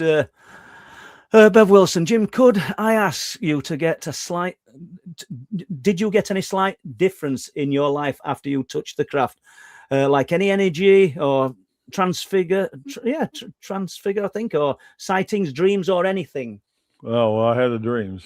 I had that. Were they good dreams? They weren't too bad. I mean, that would be just going over stuff that happened or stuff like that. But it's really in '94, a year after I retired from the Air Force, I was having problems sleeping. And as a matter of fact, I was getting like 2 hours sleep a night. You're going to do that for so long. I went to my medical doctor, says, well, they want to give you drugs. No, I don't want drugs.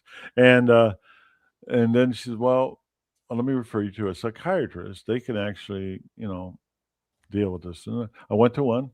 I had two 2-hour tapings, and those are her notes, by the way. They used to tape them Super 8, and in there, when we regressed, all the stuff that came out by Rendlesham. Matter of fact, some of the verbiage in the book, the Rendlesham Niga, like get arriving at Eastgate, my thoughts about Steffens or Burroughs are verbatim out of the regression. Really?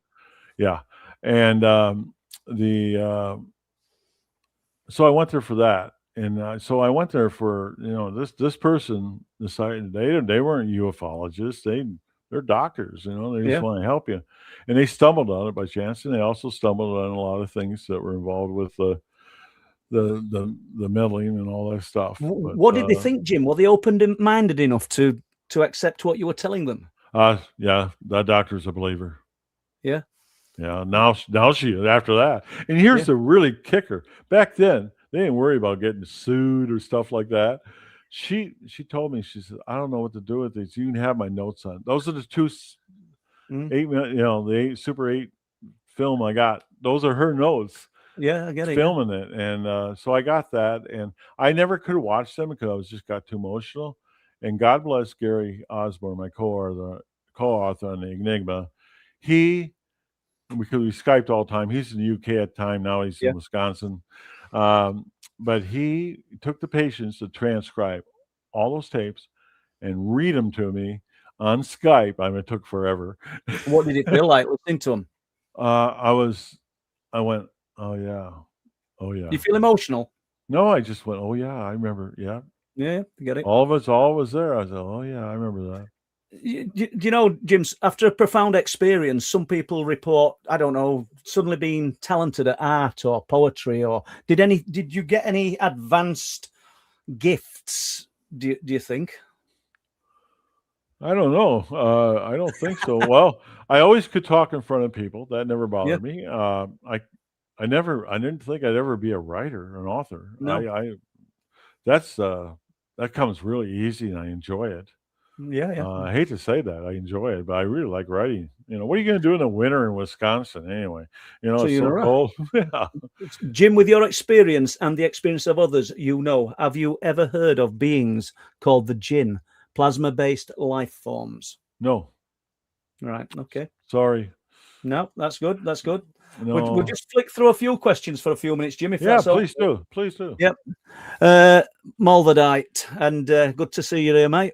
Jim, is there a possibility, do you think, that what you saw and touched could have been terrestrial, meaning that it was real but from the future and not extraterrestrial? And thank you for coming on.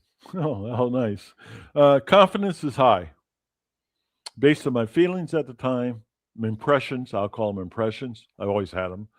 And now, but am I going to close the book on that? I think it better to say that they're interdimensional space-time intelligence. It could very well be that way. I don't know for sure. I would like to know for sure. If anybody out there finds out for sure, let me know. Yeah, well, there's the thing. This might be worth asking. Anybody who was present around Rendlesham back in 1980, December 1980, who sat here out of pure curiosity because you may have seen or experienced something yourself, would you like them to contact you? Oh, absolutely. And they can do that on my website. That's where I'm going, yeah. Yeah. And I'll tell you what, I met this one couple, and I was just fascinated. I knew she was legit. I knew he was legit because they were coming home for I think a Christmas party or something. And it was late at night, obviously. And that's what they say. And I said, oh, I said, what? And I got to talk to him. I said, what do you think it was?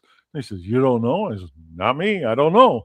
And I was hoping they could tell me too. Sorry about that. Oh, you got a nice little dog. Oh, he's great. Oh, yeah. He's just jumped on my knee. Stay there, Bob. Right. You give him a treat. Give that dog a treat. He's brilliant, to be honest. I absolutely love him. I think everybody on here knows I do. All right, let's have a look. I don't know whether this is a question. What was the most frightening moment of the entire experience? Stay there, Bob. The incident itself, the approach. As you're going up to it, thinking, "What the hell is this?" Yeah, it was just too much unknowns and information overload. And thank God I stayed grounded with running the checklist in my head for an aircraft crash, for a helping hand. It kept me focused. I was working that night. I wasn't out there stargazing. I mean, I was doing a job. I mean, so it kept me grounded. It kept me grounded. So after that night, Jim, because obviously life carries on after that night, did you find yourself stargazing? No. Okay. Very good. Now let's just do this. Hi, Paul and Jim. Hi, Paul. Hi, Jim. Do you have any odd dreams that have involved premonitions? Yes. Okay. We're going to know. That's a little bit under Jim's skin there because I didn't realize any of that. And there you go. Thank you, Louise. Right, let's just do this question. Let's have a look. John Allen, why do helicopters, I assume, chase orbs when crop circles are laid down in grain? Crops in the UK. That's not really. I don't know, John, is my answer to that. And I think maybe Jim's answer's the same. I don't know. I don't know that answer. That's beyond my knowledge at all. What are your views on crop circles? Do you think they're all fake, or do you think there are some legit ones? Well, I used to think they were all just man-made, fake. Then I ran into a guy named Bart, and I can't remember his name. He's from Belgium. He comes there with a tour group every year. He showed me some stuff that it's hard to explain. So I think the jury's still out there with me on this. I'm not going to go either way on it but I do think they have the same problems we have, you and I. You get all the fake stuff out there. You can't believe the real stuff when it does happen. You know what I mean? It's like, well, I went to speak to a farmer not far from where I live. I got to see one, and nobody else got to see it because he didn't want it to become a thoroughfare. But I spoke to a farmer, and I'll keep it brief because we're nearly out of time. Oh, I want to hear. Right. Well, this farmer said he had an old combine harvester with no air conditioning in it.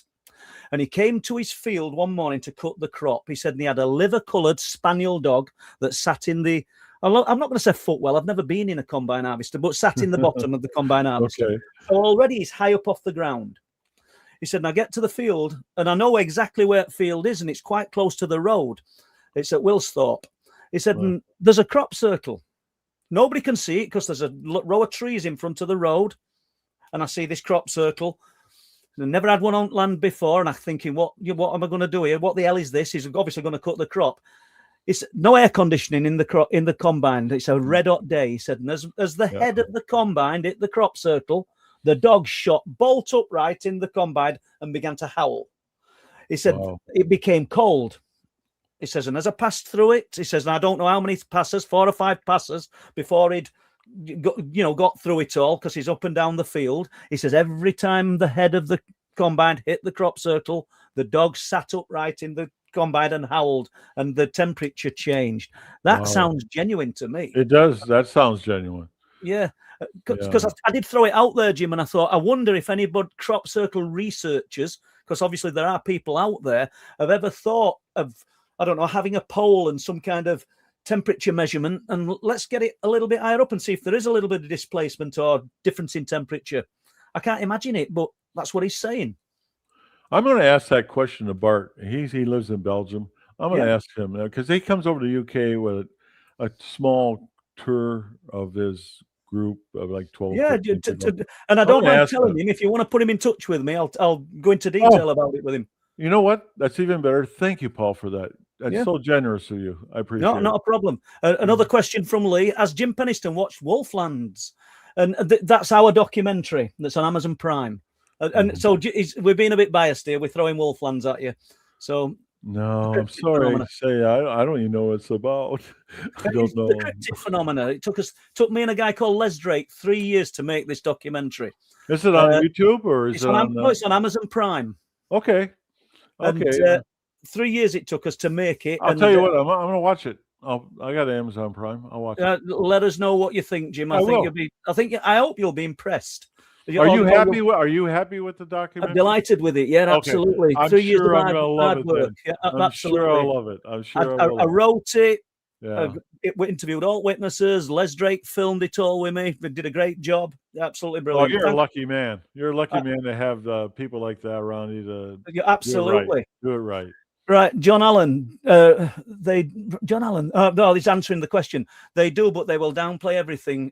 I'm in the UK and think our government treats us like sheep. I think that's the governments of the world, mate, and I think so. So, Jim, we're kind of out of time now, and when you've got a little bit more information to share, I know that you're going to announce a few more things at some point in the future. It might not even be this year. Would you come back on and have a natter to us? I will, Paul. You know what? Maybe Connie and I can do one together. That would be good. Yeah, that would be good. Because you won't get like, I can't wait. No, you get all this. I don't want to talk. We'll have it so you can bring maybe. Well, Deborah's got great knowledge as well. It's really interesting. Yeah, Deb's a super person. I know she did her own podcast at one time and stuff. I got to know her because I actually joined the group, the Blue Rockers, the Blue Rock Talk. It's part of with ConnieWillis.com. And I joined that, and I got to know her through that. And, Absolutely. and Absolutely I wonderful. I tell you, it's not just her. The whole bunch of them are like that. The whole group of people Really? are just great people. And I think it's because we're all like thinkers. Maybe that's it. I don't know. Absolutely. Okay then, Jim. Well, on that note, I'm going to say thank you very much for giving us 2 hours of your time. I hope you guys in chat, we've held over 300 people all night, 350. So you've entertained us all, Jim. So Oh, that's not good. entertained us. You've told us your truth. Wrong Yeah, word, okay. entertained us. So Jim, I'm going to Truth say proof. That's what it is, right? truth proof. I'm going to say good night, mate. Thank you. All the best to you, Paul. Thank you very You're much. welcome. Thank you. I don't know whether you're hanging around, but I'll just end this now. Thank you. Good night, guys. Is this an adventure or what? We don't need unexplained phenomena. I hope you guys are enjoying this journey we're taking you on. I know you come expecting to hear about big cats, cryptids, UFOs. We will touch on some of that, but I think it's worth sharing some of this for you, don't you? There's only 2 living souls up here today. Because I can see it in my mind, I can see it in my head what I saw, but I can't describe. Our eyes was closed, like a brightish light in my face, and I just felt paralysed. Someone said there's something out there, so we had a look. It looked like a walnut. That's the only way I can describe it. It was like it had loads of tiny little windows all over it, and it had lights in those windows, but not a light that illuminates. Anyway, we were ushered into this lounge. This fella came in, he said, whatever you saw was a weather effect. And everything is deathly silent. There's no sea, there's no wind, there's no night noise, because, you know, there's foxes all over here. There's nothing.